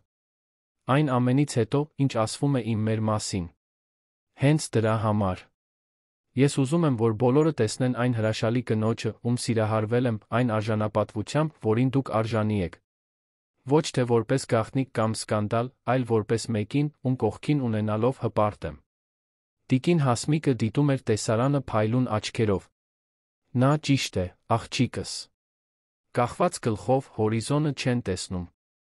Մարիամը տատանվեց, սարսափած Երանի էլիտայի դատին դիմակայելու մտքից, բայց նա հուզված Բերնարդի ժեստից։ «Ես հագուստ չունեմ նման միջոցառման համար», թույլ հակադարձեց նա։ «Դրանում կարող եմ օգնել», ժպտաց Բերնարդը։ «Ես ճանաչում եմ մի հիանալի դիզայների, ով պատիվ կունենա ձեզ հագցնելու։ Ես բարեգործություն չեմ ուզում։ Դա բարեգործություն չէ, դա նվեր է։ Եվ մինչ մերժելը, մտածեք, թե որքան եք արդեն ինձ տվել, առանց փոխարենը որևէ բան պահանջելու։ Ինչ եմ ձեզ տվել։ Կյանք, Մարիամ։ Դուք ինձ վերադարձրել եք զգալու, հոգ տանելու, գեղեցկություն տեսնելու կարողությունը, արտաքին տեսքից այն կողմ։ Նա մոտեցավ, քնքշորեն դիպչելով նրա դեմքին։ Թույլ տվեք հատուցել, թեկուզ այնպիսի մակերեսային բանով, ինչպիսին զգեստն է։ Տիկին Հասմիկը միջամտեց իր բնորոշ իմաստությամբ։ Աղջիկս, չափից դուրս հպարտությունը նույնպես մեղք է։ Ընդունեք տղայի նվերը։ Եվ ցույց տվեք այդ մեծամիտ մարդկանց, թե ինչ է իսկական կինը։ Վերջապես, Մարիամը համաձայնեց։ Հաջորդ օրերը պատրաստությունների մլիկ էին։ Դիզայները մի տաղանդավոր երիտասարդ կին, համեստ ծագումով, ում Բերնարդը աջակցել էր կարիերայի սկզբում, ստեղծեց մի զգեստ, որն ընդգծում էր Մարիամի բնական գեղեցկությունը, առանց փորձելու նրան վերածել մեկի, ով նա չէր։ Էլեգանտ մոդել զմրուխտյա կանաչ գույնով, որն ընդգծում էր նրա մաշկի երանգը, համապատասխանում նրա շագանակագույն աչքերին։ Պարահանդեսի երեկոյան, երբ Բերնարդը եկավ նրան վերցնելու, հազիվ էր կարողանում հավատալ իր տեսածին։ Մարիամը հիասքանչ էր, բայց այն, ինչ ամենից շատ տպավորեց նրան, այն էր, թե ինչպես էր նա պահպանում իր էությունը անձեռնմխելի, նույնիսկ երեկոյան հագուստով։ «Դուք գեղեցիկ եք», շշնջաց նա, չկարողանալով թաքցնել հույզերը։ «Ձեր մայրը կսիրի՞»։ Ինձ, հարցրեց նա, նյարդային, մինչ նրանք մտնում էին լիմուզին։ «Անհնար է չսիրել», պատասխանեց նա, համբուրելով նրա ճակատը։ Պարահանդեսը տեղի էր ունենալու Երանի ավանդական միջազգային ակումբի գլխավոր սրահում, առատորեն զարդարված առիթի համար։ Երբ նրանք հասան, բոլորի հայացքները ուղղվեցին նրանց վրա։ Բերնարդը լսում էր շշուկները, տեսնում էր գնահատող հայացքները, զգում էր լուռ դատապարտումը։ Բայց նա ամուր մնաց, Մարիամը կողքին։ Տիկին Ելենան անձամբ եկավ նրանց դիմավորելու, պատիվ, որը սովորաբար վերապահված էր միայն ամենահարգարժան հյուրերին։ Բարձրահասակ, էլեգանտ իր մուգ կապույտ զգեստով, նա արձակում էր այն մարդու նուրբ հեղինակությունը, ով երբեք կարիք չուներ բարձրացնել ձայնը, որպեսզի լսվի։ «Ուրեմն դու Մարիամն ես», ասաց նա, խորաթափանց աչքերով ուսումնասիրելով նրան։ «Իմ որդին չչափազանցրեց ձեր գեղեցկության մասին»։ «Հաճելի է ձեզ ճանաչել, տիկին Ալեքսանյան», պատասխանեց Մարիամը այնպիսի արժանապատվությամբ, որը տպավորեց շուրջբոլորի բոլորին։ «Բերնարդը շատ է խոսում ձեր մասին»։ «Հուսով եմ, լավ բաներ», ժպտաց տիկին Ելենան, նրան առաջարկելով իր ձեռքը։ «Եկեք, ուզում եմ ձեզ ներկայացնել մի քանի մարդկանց»։ Մինչ տիկին Ելենան Մարիամին տանում էր սրահով, Բերնարդին մոտեցավ Ռիկարդո Մանուկյանը, Քրիստինեի հայրը խմբի կարևոր բաժնետերը։ «Դուք համարձակություն ունեք նրան այստեղ բերելու», ասաց տղամարդը, ակնհայտ արամարանքով։ «Իմ դստերը նվաստացնելուց հետո»։ «Ես ոչ մեկին չեմ նվաստացրել, Ռիկարդո։ Ես պարզապես ընտրեցի անկեղծ լինել իմ զգացմունքների հետ»։ «Զգացմունքներ», ծաղրեց մյուսը։ «Այն կայսրությունը, որը կառուցել է ձեր հայրը, ստեղծվել է ոչ թե զգացմունքներով, այլ ռազմավարական դաշինքներով։ Դաշինքներ, որոնք դուք դեն եք նետում մի։ Զգույշ եղեք», զգուշացրեց Բերնարդը, ձայնը վտանգավորորեն ցածր։ «Շատ զգույշ ընտրեք ձեր հաջորդ խոսքերը»։ Ռիկարդոն թեթակի հետ քաշվեց, հասկանալով, որ չափն անցել է։ «Խորհուրդը հաջորդ շաբաթ կհավաքվի։ Մենք կվերագնահատենք Մանուկյանների ընտանիքի ներդրումները Ալեքսանյան խմբում։ Արեք այն, ինչ լավագույնն եք համարում։ Բայց իմացեք, որ եթե պատերազմ եք ուզում, ես պատրաստ եմ»։ Սրահի մյուս կողմում Մարիամը դիմակայում էր իր սեփական կրակի փորձությանը։ Ներկայացված տիկին Ելենայի կողմից հասարակության մի քանի տիկնանց, նա քաղաքավարի պատասխանում էր հարցերին, բայց առանց ենթարկվելու։ Նա խոսում էր իր աշխատանքի մասին ինստիտուտում, արվեստի կրթության մասին, անկեղծ գրքով, որը դանդաղորեն սկսում էր գրավել նույնիսկ ամենաթերահավատներին։ «Եվ ինչպես ճանաչեցիք Բերնարդին», հարցրեց մի հատկապես ամբարտավան տիկին, ակնհայտ մտադրությամբ նրան ամաչեցնելու։ «Երանի կենտրոնական շուկայում», պարզապես պատասխանեց Մարիամը։ «Ես թղթե ծաղիկներ էի վաճառում», նա պաշտոնական այցով էր։ «Մեր ճանապարհները պատահաբար խաչվեցին կամ ճակատագրով, կախված նրանից, թե ինչին եք հավատում»։ «Ինչ ռոմանտիկ է», մեկնաբանեց մեկ այլ տիկին, անկեղծորեն հիացած։ «Ինչպես ժամանակակից հեքիաթ»։ «Չէի ասի, որ հեքիաթ է», շտկեց Մարիամը, անկեղծ ժպիտով։ «Հեքիաթները պարզ են, արքայազնը հանդիպում է պլեբեյուհուն, դիմակայում են չարագործին, ապրում են երջանիկ մինչ հավերժ։ Իրական կյանքն ավելի բարդ է, ավելի հարուստ նրբերանգներով։ Բերնարդը ես իրական մարդիկ ենք, իրական պատմություններով, փորձում ենք ինչ-որ ճշմարիտ բան կառուցել մի աշխարհում, որը շատ է գնահատում արտաքին տեսքը»։ Այդ պատասխանը, այդքան անկեղծ առանց ձականության, լռեցրեց նույնիսկ ամենաքննադատական տիկնանց։ Տիկին Ելենան աճող հիացմունքով նայեց Մարիամին։ Երեկոն հանգիստ էր հոսում, երբ Քրիստինե Մանուկյանը կատարեց իր դրամատիկ մուտքը։ Հիասքանչ, կարմիր, բաց զգեստով, նա ուղիղ քայլեց այնտեղ, որտեղ Բերնարդը զրուցում էր մի քանի ձեռներեցների հետ։ «Բարի երեկո, սիրելիս», բարձր ասաց նա, անսպասելիորեն համբուրելով նրա դեմքը։ «Ինչ անակնկալ է ձեզ այստեղ գտնելը»։ Բերնարդը քաղաքավարիորեն հեռացավ։ «Դա անակնկալ չպետք է լինի, Քրիստինե։ Սա իմ ընտանիքի հիմնադրամի միջոցառումն է»։ «Իսկ որտեղ է ձեր ուղեկցորդը»։ «Այն արհեստագործության ուսուցչուհին»։ Արհամարհական տոնը աննկատ չմնաց։ Ներկաներից ոմանք անհարմար հայացքներ փոխանակեցին։ Մարիամը իմ մոր հետ է, պատշաճ կերպով ներկայացվում է մեր ընկերներին, պատասխանեց Բերնարդը, պահպանելով հանգստությունը։ Եվ նա համակարգում է կրթական նախագծեր ծաղկիր ինստիտուտում։ Հիասքանչ է, մեկնաբանեց Քրիստինեն կեղծ հետաքրքրությամբ։ Ապա, շրջվելով դեպի մյուս ձեռներեցները. Դուք գիտեիք, որ նրա ընտանիքը հետաքրքիր պատմություն ունի Ալեքսանյանների հետ։ Աղջկա տատիկը տարիներ առաջ աշխատել է առանձնատանը։ Աշխատանքից ազատվել է տարօրինակ հանգամանքներում։ Անհարմար լռություն տիրեց խմբի վրա։ Բերնարդը զգաց, թե ինչպես է արյունը եռում։ Եթե ինչ-որ բան եք ակնարկում, Քրիստինե, համարձակություն ունեցեք հստակ ասելու։ Ես ոչինչ չեմ ակնարկում, սիրելիս։ Ես պարզապես հետաքրքիր եմ համարում, թե ինչպես է պատմությունը կրկնվում։ Նախ տատիկը հմայում է պատրիարքին, հիմա թոռնուհին հմայում է ժառանգին։ Այդ խոսքերի հետանքները պարզ էին թունավոր։ Բերնարդը պատրաստվում էր պատասխանել, երբ նրա հետից լսվեց կանացի, ամուր արժանապատիվ ձայն։ Տարբերությունն այն է, տիկին Մանուկյան, որին տատիկը երբեք չի իջեցրել իրեն, փորձելով ոչնչացնել որևէ մեկի հեղինակությունը, ստանալու համար այն, ինչ ուզում էր։ Մարիամն այնտեղ էր կանգնած, տիկին Ելենան կողքին։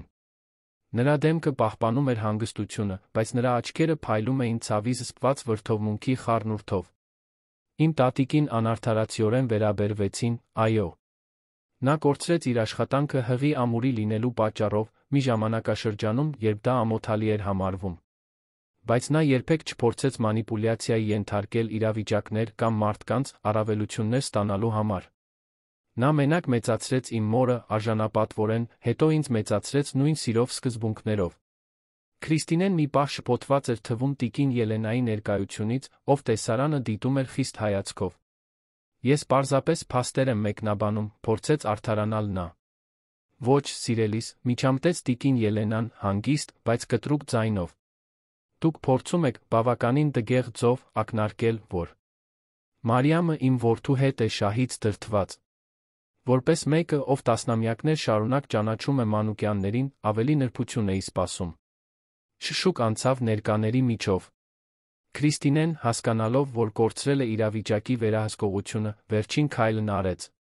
Բոլորս գիտենք, թե ինչպես է աշխարհը գործում, տիկին Ելենա։ Համեստ ծագումով գեղեցիկ աղջիկները պատահաբար չեն հետաքրքրվում հարուստ տղամարդկանցով։ Նույն կերպ, ինչպես փչացած ժառանգորդուհիները պատահաբար չեն հետաքրքրվում բիզնեսի միաձուլումներով, հակադարձեց Բերնարդը, դիրքավորվելով Մարիամի կողքին։ Քրիստինեն գունատվեց։ Առանց այլ խոսքերի, նա շրջվեց հեռացավ, թողնելով թանկարժեք օծանելիքի անհարմարության հետք։ Մարիամը թեթակի դողում էր։ Բերնարդը գրկեց նրան ուսերից, մինչ տիկին Ելենան դիմեց ձեռներեցների խմբին։ Պարոն Այգ, կարծում եմ, որ այս փոքրիկ զվարճանքից հետո բոլորիս շամպայնի բաժակ է պետք։ Բարեգործական աճուրդը կսկսվի 15 րոպեից։ Այս ակնարկով խումբը ցրվեց, թողնելով Բերնարդին, Մարիամին տիկին Ելենային մենակ։ Շատ եմ ցավում դրա համար, մրմնջաց Մարիամը։ Միգուցե լավ գաղափար չէր գալը։ Ընդհակառակը, պատասխանեց տիկին Ելենան, զարմացնելով նրան։ Դա հիանալի գաղափար էր։ Դուք հենց նոր ցույց տվեցիք այս սրահի բոլորին, որ դուք ունեք մի բան, որը Քրիստինե Մանուկյանը, իր ամբողջ փողով ազգանունով, երբեք չի ունենա, իսկական դաս։ Բերնարդը երախտագիտությամբ նայեց մորը, մինչ Մարիամը պայքարում էր արցունքների դեմ, որոնք սպառնում էին փչացնել իր դիմահարդարումը։ Հիմա, գնանք այդ աճուրդին, շարունակեց տիկին Ելենան, Մարիամին առաջարկելով իր ձեռքը։ Համոզված եմ, որ իմ որդին պլանավորում է գնել այդ սարսափելի քանդակը, միայն ձեզ տպավորելու համար։ Երեկոյի մնացած մասն անցավ առանց այլ միջադեպերի, բայց առերեսումը շատերի կողմից էր տեսնվել։ Մինչ ոմանք հիացան Մարիամի արժանապատվությամբ, մյուսները տեսարանը դիտեցին որպես բամբասանքների համար էլ ավելի շատ վառելիք։ Հաջորդ օրը սոցիալական լրատվական պորտալները ոչինչ չէին խոսում։ Դասական պատերազմ բարեգործական պարահանդեսին։ Ժառանգը պաշտպանում է համեստ ծագումով ընկերուհուն Մարիամի լուսանկարները իր զմրուխտյա կանաչ զգեստով շրջանառվում էին սոցիալական ցանցերում, որոշները հիացական մակագրություններով նրա բնական էլեգանտության մասին, մյուսները չարամիտ մեկնաբանություններով, կասկածի տակ դնելով նրա մտադրությունները։ Բայց ամենավատը դեռ առջում էր։ Պարահանդեսից 3 օր անց համացանցումը արտահոսեց մի տեսանյութ, ենթադրաբար ձայնագրված ծաղկիր ինստիտուտի աշխատակցի կողմից։ Դրանում Մարիամը երում էր գործընկերուհու հետ զրուցելիս։ Իհարկե, ես ինձ անտեղի եմ զգում։ Նա ապրում է առանձնատներում, ես մի տանը, որը հազիվ է դիմանում ուժեղ անձրին։ Ինչպես կարող էր դա ստացվել։ Բայց իմ տատիկը բուժման կարիք ունի, նա կարող է օգնել։ Տեսանյութը ակնհայտորեն խմբագրված համատեքստը հեռացնելու համար պայթեց սոցիալական ցանցերում։ Մի քանի ժամվա ընթացքում Մարիամը ժամանակակից մոխրոտից դարձավ հաշվարկող խաբեբա տեղական թրենդներում։ Երբ Բերնարդն իմացավ, վազեց Մարիամի տուն։ Նրան գտավ արցունքների մեջ, տիկին Հասմիկը փորձում էր մխիթարել նրան։ Սուտ է, Բերնարդ, հեկեկում էր նա։ Այդ խոսակցությունը տեղի է ունեցել, այո, բայց ոչ այդպես։ Նրանք խոսում էին իմ վախերի, իմ անապահովության մասին։ Ես երբեք չեմ ասել, որ ձեզ հետ եմ շահից դրդված։ Ես գիտեմ, պատասխանեց նա, գրկելով նրան։ Ես ձեզ ճանաչում եմ։ Ես գիտեմ, թե ով եք դուք։ Բայց աշխարհը չգիտի։ Եվ հիմա բոլորը կարծում են, որ ես օպորտունիստ եմ։ Բերնարդը նուրբ բռնեց նրա դեմքը իր ձեռքերում։ Ուրեմն եկեք ցույց տանք նրանց, թե ով եք դուք իրականում։ Այդ գիշեր, Մալաթիա Սեբաստիայի ծայրամասի փոքրիկ սենյակում նստած, նրանք երեքով պլան մշակեցին։ Նրանք չէին կարող մրցել Մանուկյանների մեդիա ուժի հետ, բայց նրանք ունեին շատ ավելի հզոր բան՝ ճշմարտությունը։ Առաջին քայլը մանիպուլյացիայի ենթարկված տեսանյութի աղբյուրը հայտնաբերելն էր։ Պողոսը, Բերնարդի անձնական օգնականը նրա ամենամոտ ընկերը համալսարանական տարիներից, համակարգեց տեխնոլոգիական մասնագետների թիմը։ Շուտով նրանք հայտնաբերեցին, որ տեսանյութը պրոֆեսիոնալ կերպով խմբագրվել էր Քրիստինեի Զարմիկին պատկանող ստուդիայում։ Զուգահեռաբար, Բերնարդը հրավիրեց Ալեքսանյան խմբի խորհրդի արտակարգ նիստ։ Նա գիտեր, որ Ռիկարդո Մանուկյանը կփորձի օգտագործել իր ազդեցությունը, նրան նախագահի պաշտոնից հեռացնելու համար, պատճառաբանելով անկանոն վարքագիծ որոշումներ, որոնք վնասում են ընկերության հեղինակությանը։ Նա պետք է առաջինը գործեր։ Ես չեմ գնա այդ հանդիպմանը, հայտարարեց Մարիամը, երբ նա բացատրեց իր պլանները։ Սա կորպորատիվ պայքար է, Բերնարդ։ Իմ ներկայությունը միայն կբարդացներ գործերը։ Բայց ես ուզում եմ, որ դուք այնտեղ լինեք։ Ես ուզում եմ, որ բոլորը տեսնեն, որ ես թաքցնելու ոչինչ չունեմ։ Եվ հենց դրա համար էլ չպետք է գնամ, պատասխանեց նա, զարմանալի հանգստությամբ։ Հիմա խոսքը մեզ երկուսիս մասին չէ։ Խոսքը ձեր ընտանիքի ժառանգության, այն ընկերության մասին է, որը կառուցել է ձեր հայրը։ Դուք պետք է դիմակայեք նրանց որպես Բերնարդ Ալեքսանյան, նախագահ, ոչ թե որպես իմ ընկեր։ Բերնարդը նայեց նրան, հիացած նրա իմաստությամբ։ Եվս մեկ անգամ Մարիամը ցույց տվեց իշխանության դինամիկայի ընկալում, որը շատ ավելին էր, քան նրա տարիքն ու փորձը։ Դուք ճիշտ եք, վերջապես համաձայնեց նա։ Բայց հետո, երբ այս ամենը ավարտվի, ես ուզում եմ, որ դուք իմ կողքին լինեք, երբ ես հայտարարեմ փոփոխությունների մասին։ Ինչ փոփոխություններ։ Խորհրդավոր ժպիտ հայտնվեց Բերնարդի շուրթերին։ Դուք կտեսնեք։ Խորհրդի նիստի առավոտյան Բերնարդը Ալեքսանյան խմբի գլխավոր գրասենյակի շենք ժամանեց այնպիսի անդորրով, որը զարմացրեց բոլորին։ Անթերի հագնված, նա կրում էր կաշվե թղթապանակ, որը ոչ մի պահ չթողեց։ Վերին հարկի նիստերի դահլիճը, իր փայլեցված մահոգոնի սեղանով Հրազդան գետի համայնապատկերային տեսարանով, լեփ-լեցուն էր։ Բացի 12 մշտական խորհրդականներից, ներկա էին նա երկու կողմերի փաստաբանները։ Ռիկարդո Մանուկյանը ռազմավարականորեն նստած Բերնարդի համար նախատեսված դատարկ աթոռի աջ կողմում ինքնավստահ ժպիտ էր ցուցադրում։ Պարոնայք տիկնայք, սկսեց Բերնարդը, կանգնած սեղանի գլխին։ Շնորհակալություն եմ հայտնում բոլորի ներկայության համար այս հանդիպմանը, որը կարծում եմ հրավիրվել է քննարկելու իմ վերջին անձնական որոշումները դրանց ենթադրյալ ազդեցությունը խմբի բիզնեսի վրա։ Ռիկարդոն կոկորդը մաքրեց, ուղղելով իր փողկապը։ Իրականում, Բերնարդ, մենք անհանգստացած ենք մի շարք վարչական որոշումներից, որոնք կարծես էմոցիոնալ գործոններով են պայմանավորված։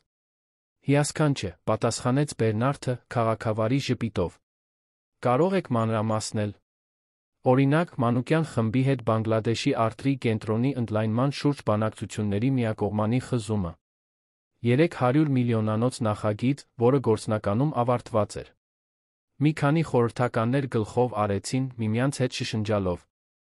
Հասկանալի է, ասաց Բերնարդը, վերջապես բացելով իր թղթապանակը։ Մինչ այս կոնկրետ կետին անդրադառնալը կցանկանայի որոշ փաստաթղթեր բաժանել։ Օգնականները կնքված թղթապանակներ բաժանեցին խորհրդի յուրաքանչյուր անդամին։ Բերնարդը սպասեց, մինչ բոլորը կստանային նյութը, նախքան շարունակելը։ Ձեր ձեռքերում է անկախ աուդիտի արդյունքը, որը ես խնդրել եմ 3 ամիս առաջ, երբ փաստացի ստանձնեցի գործադիր նախագահի պաշտոնը։ Խնդրում եմ բացել 27 հրտ էջը, պայմանագրեր գերարժեքներ բաժինը։ Լարված լռություն տիրեց սրահում, մինչ խորհրդականները թերթում էին փաստաթուղթը։ Ցնցումի անհարմարության արտահայտություններ հայտնվեցին, երբ նրանք կարդում էին։ Ինչպես տեսնում եք, շարունակեց Բերնարդը, Բանգլադեշի արտրի կենտրոնի ընդլայնման նախագիծը լուրջ անհամապատասխանություններ ուներ։ Մանուկյան խմբի կողմից շինարարության համար նշանակված Հորիզոն շինարարական ընկերությունը նախագիծը գերարժեքավորել էր մոտ 85 միլիոն դրամով։ Հետաքրքիր է, որ այդ շինարարական ընկերությունը պատկանում է օֆշորային ներդրումային ֆոնդին, որի գլխավոր շահառուն է պարոն Ռիկարդո Մանուկյանը։ Ռիկարդոն տեսանելիորեն գունատվեց։ Սա զրպարտություն է։ Ես ձեզ դատի կտամ։ Ազատորեն, պատասխանեց Բերնարդը, անխռով։ Բոլոր փաստաթղթերը ստուգվել են 3 անկախ աուդիտորական ընկերությունների կողմից։ Հիմա առաջարկում եմ շարունակել դեպի 42 հրտ էջը, որտեղ կգտնեք մանրամասներ այլ 5 նախագծերի մասին նմանատիպ անկանոնություններով, բոլորը ներառելով պարոն Մանուկյանի կամ նրա ընտանիքի անդամների հետ կապված ընկերություններ։ Սրահը պայթեց բուռն խոսակցություններով։ Ռիկարդոն վեր կացավ, մատով ցույց տալով Բերնարդին։ Սա դավադրություն է։ Անձնական վրեժխնդրություն, որովհետև ձեր դուստրը մերժեց ձեր սիրավեպը այդ ուսուցչուհու հետ։ Պարոն Այկ, բարձրացրեց ձայնը Բերնարդը, անտեսելով սադրանքը, խնդրում եմ պահպանել հանգստությունը։ Մենք խաղահրապարակում չենք, այլ Հայաստանի խոշորագույն ընկերություններից մեկի խորհրդի նիստում։ Եվ, պարոն Մանուկյան, պարզաբանելու համար։ Իմ հարաբերությունները Մարիամ Գրիգորյանի հետ սիրավեպ չեն։ Դա լուրջ պարտավորություն է արտակարգ կնոջ հետ, ով ի տարբերություն ներկա որոշ մարդկանց երբեք չի փորձել օգտվել իմ դիրքից։ Դոկտոր Մենդոնսան, խմբի ամենահին փաստաբանը Բերնարդի հանգուցյալ հոր անձնական ընկերը, խնդրեց խոսք։ Որպես Ալեքսանյան խմբի իրավական խորհրդատու ավելի քան 40 տարի, ես խստորեն խորհուրդ եմ տալիս դադարեցնել ցանկացած համագործակցություն Մանուկյան խմբի հետ, մինչ այս մեղադրանքները պատշաճ կերպով կհետաքննվեն։ Եվ առաջարկում եմ նա, շարունակեց նա, ուղղակիորեն նայելով Ռիկարդոյին, որ պարոն Մանուկյանը հեռանա այս հանդիպումից, քանի որ նա ակնհայտորեն շահերի բախման մեջ է։ Իրեն շրջապատված տեսնելով, Ռիկարդոն հավաքեց իր իրերը, գնաց դեպի դուռը, նախքան Բերնարդին ատելությամբ լի հայացք նետելը։ Սա այդպես չի մնա, Ալեքսանյան։ Դուք ոչնչացրել եք իմ դստեր ապագան, հիմա փորձում եք ոչնչացնել իմ հեղինակությունը։ Դուք կզղջաք։ Նրա դրամատիկ հեռացումից հետո հանդիպումը շարունակվեց հաջորդ քայլերի շուրջ տեխնիկական քննարկումներով։ Ի վերջո, խորհուրդը միաձայն հավանություն տվեց Բերնարդի կառավարումն աջակցող բանաձին թույլատրեց մասնագիտացված ընկերություն վարձել, վերջին 5 տարվա բոլոր պայմանագրերում էլ ավելի լայն աուդիտ անցկացնելու համար։ Երբ հանդիպումն ավարտվեց, Բերնարդը շնորհավորանքներ ստացավ մի քանի խորհրդականներից։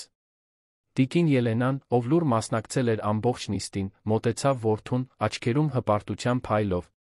Ձեր հայրը հպարտ կլիներ, ասաց նա, ուղղելով նրա պիջակի օձիքը։ Ոչ թե սխեմայի բացահայտման, այլ ձեր բարոյական քաջության համար։ Նա երբեք այդքան չուներ։ Բերնարդը հուզված գրկեց մորը։ Շնորհակալ եմ, որ կողքիս էիք։ Միշտ կլինեմ, պատասխանեց նա։ Ապա, խորամանկ ժպիտով։ Եվ հիմա, ինչ փոփոխություններ եք պլանավորում հայտարարել։ Եկեք վաղվա մամուլի ասուլիսին կիմանաք, պատասխանեց նա խորհրդավոր ժպիտով։ Այդ գիշեր Բերնարդը ուղիղ գնաց Մարիամի տուն։ Նրան գտավ հետի այգում, օգնելով տիկին Հասմիկին ջրել բույսերը Երանի աստղազարդ երկնքի տակ։ Ինչպես անցավ, հարցրեց Մարիամը, հենց որ տեսավ նրան, թողնելով ջրի շիշը։ Բերնարդը պատմեց հանդիպման իրադարձությունները, բաց թողնելով միայն Ռիկարդոյի մեղադրանքների ավելի ագրեսիվ տոնը։ Ուրեմն վերջացավ, հարցրեց տիկին Հասմիկը, նրան առաջարկելով թարմ պատրաստված կրաքարի հյութի բաժակ։ Ոչ ճիշտ, պատասխանեց նա, ընդունելով ըմպելիքը։ Ռիկարդո Մանուկյանը հեշտությամբ հանձնվող մարդ չէ։ Բայց առաջին փուլը մերն էր, միանշանակ։ Եվ հիմա, ուզեց իմանալ Մարիամը։ Հիմա գալիս է ամենակարևոր մասը։ Բերնարդը բռնեց նրա ձեռքերը իր ձեռքերում։ Վաղը ես մամուլի ասուլիս կտամ հայտարարելու խմբում որոշ փոփոխությունների մասին։ Ես ուզում եմ, որ դուք իմ կողքին լինեք։ Ես։ Բայց ինչու՞։ Ես ոչինչ չեմ հասկանում ընկերություններից, Բերնարդ։ Որովհետև այդ փոփոխություններից մի քանիսը ուղղակիորեն կապված են ձեզ հետ։ Նա խորը շունչ քաշեց։ Այն ամենի հետ, ինչ ես սովորել եմ ձեր միջոցով։ Հաջորդ առավոտ Ալեքսանյան խմբի գլխավոր գրասենյակի շենքի գլխավոր դահլիճը լեփ-լեցուն էր։ Տարբեր լրատվամիջոցների լրագրողները իրար էին հրում լավագույն տեղերը զբաղեցնելու համար, մինչ տեսախցիկները ռազմավարական դիրքեր էին գրավում։ Մանուկյանների հետ կապված սկանդալն արդեն հրապարակվել էր մամուլում, էլ ավելի մեծացնելով հետաքրքրությունը հայտարարության նկատմամբ։ Մարիամը, նստած առաջին շարքում, տիկին Հասմիկի տիկին Ելենայի միջ, զգում էր, թե ինչպես է սիրտը թրթռում։ Նա հագնած էր պարզ, բայց էլեգանտ հագուստ, ընտրված Բերնարդի մոր օգնությամբ մուգ կապույտ միդի կիսաշրջազգեստ սպիտակ բամբակյա բլուզ, լրացված իր ձեռքով պատրաստված արհեստագործական վզնոցով։ Նա նյարդային էր, բայց վճռական, դիմակայելու տեսախցիկներին նույն արժանապատվությամբ, որը ցուցադրել էր պարահանդեսին։ Բերնարդը բարձրացավ բեմ, անթերի իր մոխրագույն կոստյումով, բայց առանց փողկապի մի փոքրիկ դետալ, որը աննկատ չմնաց ամենաուշադիր դիտորդների կողմից։ Նա ավելի հանգիստ էր թվում, ավելի անկեղծ։ Բարի առավոտ բոլորին, սկսեց նա։ Շնորհակալություն եմ հայտնում մամուլի Ալեքսանյան խմբի աշխատակիցների ներկայության համար։ Վերջին իրադարձությունները բազմաթիվ շահարկումներ են առաջացրել, կարծում եմ, որ պարտք եմ համայնքին որոշ պարզաբանումներ։ Պարզ օբյեկտիվորեն Բերնարդը անդրադարձավ անկանոն պայմանագրերի հարցին, հաստատելով, որ ամբողջական աուդիտ է իրականացվում, որ իրավական միջոցներ կձեռնարկվեն, եթե հաստատվեն շեղումների կասկածները։ Նա խուսափեց ուղղակիորեն նշել Մանուկյանների անունը, կենտրոնանալով վարչական հարցերի վրա։ Բայց ես ձեզ այստեղ չեմ հրավիրել միայն անցյալի մասին խոսելու համար, շարունակեց նա, իր տոնը նուրբ փոխելով։ Մենք այստեղ ենք հայտարարելու Ալեքսանյան խմբի ապագան, մի ապագա, որը կարծում եմ կպատվի իմ հոր ժառանգությունը, կառուցելով նոր ավելի լավ բան։ Տեսախցիկները ավելի մեծ ինտենսիվությամբ կենտրոնացան։ Բերնարդը ռազմավարական դադար վերցրեց, ուղղակիորեն նայելով Մարիամին, նախքան շարունակելը։ Այսօրվանից սկսած Ալեքսանյան խումբը իր տարեկան զուտ շահույթի 15%-ը հատկացնում է սոցիալական կրթական նախագծերին նորաստեղծ Հասմիկ Գրիգորյան հիմնադրամի միջոցով։ Շշուկ անցավ հանդիսատեսի միջով։ Մարիամը ձեռքերով ծածկեց բերանը, մինչ տիկին Հասմիկը, նրա կողքին, զարմանքի բացականչություն արձակեց։ Հիմնադրամը, շարունակեց Բերնարդը, կկենտրոնանա 3 հիմնական ոլորտների վրա՝ արվեստի կրթություն խոցելի համայնքների երեխաների համար, աջակցություն արհեստագործական միկրոձեռնարկատերերին, մասնագիտացված բժշկական օգնություն ցածր եկամուտ ունեցող տարեցներին։ 3 հիմնասյուներ, որոնք ներկայացնում են արժեքներ, որոնք ես խորապես սովորել եմ գնահատել վերջին ամիսներին, շնորհիվ 2 արտակարգ կանանց, ովքեր հեղափոխել են իմ աշխարհայացքը։ Տեսախցիկները շրջվեցին դեպի Մարիամը տիկին Հասմիկը, ֆիքսելով նրանց հուզված դեմքերը։ Բացի այդ, ես հայտարարում եմ արվեստը, որ փոխում է ծրագրի ստեղծման մասին, որը ազգային մակարդակով կընդլայնի երեխաների համար արհեստագործության արհեստանոցների մոդելը, որը մշակվել է մանկավարժ Մարիամ Գրիգորյանի կողմից Ծաղկիր ինստիտուտում։ Այս անգամ ծափահարությունները ինքնաբուխ էին ջերմ։ Մարիամը չէր կարողանում զսպել արցունքները, որոնք ազատորեն հոսում էին նրա դեմքով։ Վերջապես, բայց ոչ պակաս կարևոր եզրափակեց Բերնարդը անկեղծ ժպիտով, ես ուրախ եմ հայտարարել, որ Ալեքսանյան խումբը ամբողջությամբ կֆինանսավորի Երանի կենտրոնական շուկայի վերականգնումը, պահպանելով նրա պատմական ճարտարապետությունը, միաժամանակ բարելավելով այնտեղ ազնվորեն ապրուստ վաստակող արտրականների արհեստավորների աշխատանքային պայմանները։ Հետաց ծափահարությունները խլացուցիչ էին։ Բերնարդը շնորհակալություն հայտնեց, կարճ գլխով արեց իջավ բեմից, ուղղակիորեն մոտենալով Մարիամին։ Առանց տեսախցիկների մասին մտածելու, նա քնքշորեն գրկեց նրան։ Ինչո՞ւ ինձ չասացիք, շշնջաց նա, դեռ ցնցված։ Ուզում էի տեսնել ձեր դեմքը, երբ իմանայիք, պատասխանեց նա, նուրբ սրբելով նրա արցունքները բութ մատով։ Իմ տատիկի անունը։ Մի հիմնադրամ նրա անունով։ Տիկին Հասմիկը, սովորաբար այդքան ուժեղ զուսպ, բացահայտ լացում էր, տիկին Ելենայի կողմից մխիթարված, ով նույնպես աչքերը թաց էր։ Ոչ ոք ավելի արժանի չէ այս հարգանքին, ասաց Բերնարդը։ Նա էր, ով մեծացրեց այն զարմանալի կնոջը, ով ինձ սովորեցրեց հարստության իսկական իմաստը։ Հաջորդ օրերը լարված էին։ Մամուլը սկզբում կենտրոնացած անկանոն պայմանագրերի սկանդալի ձեռներեցի ու արհեստավորուհու անհավանական սիրավեպի վրա, աստիճանաբար փոխեց լուսաբանման տոնը։ Բերնարտի հայտարարած սոցիալական նախաձեռնությունները կարորվեցին, ինչպես նա տիկին Հասմիկի ոգեշնչող պատմությունը, ով մենակ մեծացրել էր իր դստերը, իսկ հետո իր թոռնուհուն միշտ արժանապատվությամբ ամուր արժեքներով։ Մանիպուլյացիայի ենթարկված տեսանյութը, որը փորձել էր Մարիամին ներկայացնել որպես շահամոլ, հերքվեց, երբ ամբողջական չխմբագրված տարբերակը հայտնվեց սոցիալական ցանցերում, ցույց տալով խոսակցության իրական համատեքստը։ Մարիամը արտահայտում էր իր անապահովությունը նրանց միջ սոցիալական տարբերության վերաբերյալ, բայց եզրակացնում էր ասելով, որ չնայած վախերին, նա սիրում էր Բերնարտին այն բանի համար, թե ով էր նա, ոչ թե այն բանի, ինչ նա ուներ։ Քրիստինե Մանուկյանը նրա հայրը ժամանակավորապես լքեցին Երանը, մեկնելով Մայամի իրենց ամառանոցը, մինչ հետաքննվող պայմանագրերի սկանդալը զարգանում էր։ Մանուկյան խմբի բաժնետոմսերը կտրուկ անկում ապրեցին բորսայում, մինչդեռ Ալեքսանյան խմբի բաժնետոմսերը նոր ռեկորդներ էին գրանցում, խթանված նոր էթիկական սոցիալական ուղեցույցների դրական ընկալմամբ։ Մամուլի ասուլիսից 3 ամիս անց, մի արոտ կիրակի կեսօր, Բերնարտը Մարիամին հրավիրեց զբոսնելու Երանի բուսաբանական այգում։ Վայրը, քաղաքային եռուզեռի մեջ պահպանված կանաչ տարածքը, նրա սիրելիներից էր, հատկապես խոլորձարանը, իր բնիկ տեսակների տպավորիչ հավաքածուով։ Հիշո՞ւմ եք առաջին անգամը, երբ եկանք այստեղ, հարցրեց Բերնարտը, մինչ նրանք ձեռք ձեռքի տված քայլում էին դարավոր ծառերով ստվերված ծառուղիով։ Իհարկե, ժպտաց Մարիամը։ Դուք չգիտեիք տարբերել բրոմելյան խոլորձից փորձում էիք թաքցնել, կարդալով բոլոր նույնականացման ցուցանակները։ Նա ծիծաղեց, գրկելով նրան ուսերից։ Եվ դուք ձացրեցիք, թե չեք նկատում իմ բուսաբանական անգրագիտությունը։ Դա բարի էր։ Չէի ուզում ամաչեցնել հզոր Բերնարդ Ալեքսանյանին, բացահայտելով, որ նա չգիտի այդքան հիմնական բան, սադրեց նա, նրան թեթակի հրելով։ Ես այդքան ամբարտավան էի։ Մի փոքր, պատասխանեց Մարիամը, ցույց տալով բութ ցուցամատով։ Բայց ուներ իր հմայքը։ Նրանք շարունակեցին քայլել, մինչ հասան մի փոքրիկ կլոր բացատ, որտեղ մի սպիտակ տաղավար էր կանգնած, շրջապատված տարբեր գույների վարդերով։ Մարիամի զարմանքին, վայրը զարդարված էր իր թղթե ծաղիկներից տասնյակներով, միահյուսված բնական ծաղիկների հետ։ Ինչ է սա, հարցրեց նա, հիացած տեսարանից։ Մի խորհրդանիշ, պատասխանեց Բերնարտը, նրան տանելով տաղավարի ներս։ Բնականի մարդկային ձեռքերով ստեղծվածի կատարյալ միություն։ Երկրայինի հարատի միջ։ Տաղավարի կենտրոնում մի փոքրիկ կլոր սեղան էր դրված, բյուրեղյա ծաղկամանով, որում միակ կատարյալ խոլորձ կար, ոչ բնական, ոչ թղթե, այլ սպիտակ ոսկուց քանդակված, ադամանդե դետալներով։ Բերնարդ, մրմնջաց Մարիամը, շնչահեղձ։ Նա նուրբ վերցրեց մետաղական խոլորձը առաջարկեց նրան։ Երբ Մարիամը վերցրեց այն ձեռքերը, նկատեց, որ ծաղկի հիմքը բացվում է, բացահայտելով գաղտնի խցիկ։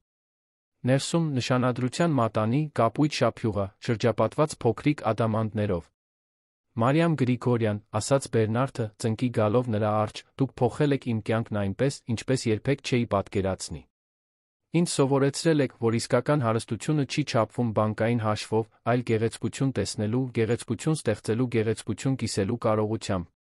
Դուք ինձ վերադարձրել եք այն մարդկությունը, որը ես կորցրել էի հանդիպումների սենյակներում, սառը պայմանագրերում։ Լուր արցունքներ էին հոսում Մարիամի դեմքով, մինչ նա շարունակում էր։ Գիտեմ, որ մեր աշխարհները տարբեր էին, որ մենք դիմակայեցինք խոչընդոտների, որոնք անհաղթահարելի էին թվում։ Բայց ես հայտնաբերեցի, որ երբ գտնում ենք ճիշտ մարդուն, առանձին աշխարհներ չկան, կա միայն այն աշխարհը, որը մենք միասին ենք կառուցում։ Եվ ես ուզում եմ կառուցել այդ աշխարհը ձեզ հետ, ամեն օր, իմ կյանքի մնացած մասը։ Նա դադարեց, խորը շունչ քաշելով։ Մարիամ Գրիգորյան, դուք ինձ կպատվեք դառնալ իմ կինը։ Մի պահ նա լռեց, նայելով իր դիմաց ծնկի իջած տղամարդուն, այլս ոչ թե այն ամբարտավան ձեռներեցը, ում ճանաչել էր շուկայում, այլ իսկական սիրո ուժով փոխված մարդ։ Մի մարդ, ով սովորել էր տեսնել արտաքին տեսքից այն կողմ, գնահատել այն, ինչ իսկապես կարևոր էր։ Այո, վերջապես պատասխանեց նա, ձայնը խեղդված։ Այո, Բերնարդ Ալեքսանյան։ Ես համաձայն եմ կառուցել այդ աշխարհը ձեզ հետ։ Երբ նա մատանին սահեցրեց նրա մատին բարձրացավ համբուրելու նրան, Մարիամը զգաց, կարծես։ Շուրջբոլորի բոլոր ծաղիկները, բնական թղթե, միաժամանակ ծաղկեցին գույների բույրերի պայթյունով, որը նշում էր այդ անհավանական հրաշալի միությունը։ Ամուսնությունը տեղի ունեցավ 6 ամիս անց Մալաթիա Սեբաստիայի ծայրամասի փոքրիկ մատուռում, որտեղ Մարիամը մկրտվել էր։ Հակառակ ակնկալիքներին, զույգը նախընտրեց պարզ մտերմիկ արարողություն, միայն ընտանիքի անդամների մոտ ընկերների հետ։ Տիկին Հասմիկը, տեսանելիորեն հուզված, թոռնուհուն տարավ սեղանատուն, որտեղ Բերնարդը սպասում էր զսպված արցունքներից փայլուն աչքերով։ Տիկին Ելենան, էլեգանտ բաց կապույտ հագուստով, անկեղծ երջանկությամբ ժպտում էր։ Վերջին շաբաթներին նա զարմանալի բարեկամություն էր զարգացրել տիկին Հասմիկի հետ, տարբեր աշխարհների երկու մատրիարք, ովքեր հայտնաբերել էին, որ շատ ավելին ունեն ընդհանուր, քան պատկերացնում էին։ Արարողությունից հետո ընդունելություն կազմակերպվեց Ալեքսանյանների առանձնատան այգում, առիթի համար վերածված իսկական ծաղկային դրախտի, բնական թղթե ծաղիկներով, ստեղծելով կախարդական մթնոլորտ, որը կատարելապես ներկայացնում էր այդ երկու թվացյալ անհամատեղելի աշխարհների միությունը։ Հենց այդ միջավայրում Բերնարդը Մարիամին զարմացրեց իր հարսանեկան նվերով, Մալաթիա Սեբաստիայի ծայրամասում գտնվող հողատարածքի սեփականության վկայականներով, որտեղ պետք է կառուցվեր Հասմիկ Գրիգորյան հիմնադրամի գրասենյակը, կրթական մշակութային համալիր, որը անվճար արվեստի կրթություն կառաջարկեր ծայրամասերի երեխաներին երիտասարդներին։ Որպեսզի այլ Մարիամներ կարողանան ծաղկել, բացատրեց նա, համբուրելով նրա ճակատը։ Հաջորդող տարիներին զույգը դիմակայեց մարտահրավերների, ինչպես ցանկացած ուրիշը։ Կային կասկածի պահեր, հարմարեցումներ, փոխադարձ սովորելու պահեր։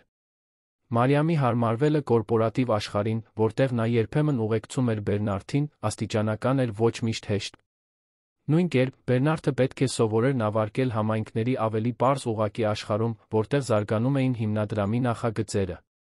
Բայց յուրաքանչյուր հաղթահարված խոչընդոտի դեպքում նրանց սերը ամրապնդվում էր։ Երբ ամուսնությունից 2 տարի անց ծնվեց նրանց առաջին դուստրը, անվանված տատիկի անունով, Հասմիկ, երջանկությունը լիակատար թվաց։ Տիկին Հասմիկը, արդեն փխրուն առողջությամբ, բայց անսասան ոգով, ուրախության արցունքներ թափեց, առաջին անգամ գրկելով իր ծոռնուհուն։ Տեսա՞ք, շնջաց նա Մարիամին, մինչ նրանք հիանում էին օրորոցում քնած փոքրիկով։ Այդ թղթե ծաղիկը, որը դուք վաճառեցիք շուկայում, այն օրը տեսեք, թե ինչի է վերածվել։ Մարիամը ժպտաց, հասկանալով տատիկի դիտարկման խորությունը։ Մի պարզ պատահական հանդիպումից, մի թվացյալ աննշան պահից, ծնվել էր սիրո պատմություն, որը գերազանցում էր սոցիալական արգելքները, նախապաշարմունքները։ Մի պատմություն, որը, ինչպես իր ստեղծած թղթե ծաղիկները, մարտահրավեր էր նետում ժամանակին հանգամանքներին, պահպանելով իր գեղեցկությունն անձեռնմխելի։ Բերնարդը, ով դիտում էր տեսարանը սենյակի դռնից, անձայն մոտեցավ, գրկելով կնոջը հետից։ «Ինչ եք մտածում», հարցրեց նա, համբուրելով նրա ուսը։ «Թե որքան օրհնված ենք», պատասխանեց նա, հենվելով նրա վրա։ «Եվ թե ինչպես է կյանքը զարմացնում մեզ, երբ ամենաքիչն ենք սպասում»։ Նա ժպտաց, նրան սեղմելով իրեն։ «Գիտեք, թե ինչն է ինձ ամենից շատ զարմացնում։ Որ ես տարիներ շարունակ հարստություն էի կուտակում, միլիոնավոր գործարքներ էի կնքում, կայսրություն էի կառուցում, իսկական երջանկություն գտա միայն այն ժամանակ, երբ սովորեցի գնահատել այն, ինչ գին չունի»։ Մարիամը շրջվեց դեպի նա, քնքշորեն դիպչելով նրա դեմքին։ «Իսկական սիրո մաքրությունը», մրմնջաց նա։ «Հենց այդպես», պատասխանեց նա, նուրբ համբուրելով նրան։ «Մաքրությունը, որը զինաթափեց իշխանությունը։ Ձեր մաքրությունը, Մարիամ, որը հավերժ փոխեց իմ աշխարհը»։ Պատուհանից դուրս մի նուրբ զեփյուռ շարժում էր այգու ծաղիկները, բնական թղթե, կողք կողքի, յուրաքանչյուրն իր սեփական գեղեցկությամբ, յուրաքանչյուրն իր սեփական արժեքով։ Տարբեր, բայց հավասարապես էական այդ փոքրիկ դրախտի կազմության մեջ, որը նրանք միասին էին կառուցել։ Պատմության ավարտը, սիրելի ունկնդիրներ, հուսով ենք, որ Մարիամի Բերնարդի պատմությունը շոշափել է ձեր սրտերը։ Նմանատիպ հուզիչ պատմությունների համար մենք հատուկ երկացանք ենք պատրաստել, նույնքան գրավիչ պատմություններով։ Գտեք այն, սեղմելով ձախ կողմի հղումը։ Եթե սիրո հաղթահարման այս ճանապարհը հուզել է ձեզ, մի մոռացեք բաժանորդագրվել մեր ալիքին, թողնել ձեր հավանումը տեսանյութին։ Ամեն օր մենք ներկայացնում ենք նոր պատմություններ, որոնք ուսումնասիրում են կյանքի բարդությունները, մարդկային զգացմունքների գեղեցկությունը։ Մեկնաբանություններում կիսվեք, թե որտեղից եք դիտում, որն էր ձեր սիրելի մասը այս պատմությունից։ Ձեր կարծիքը շատ կարևոր է մեզ համար։ Մինչ հաջորդ անգամ։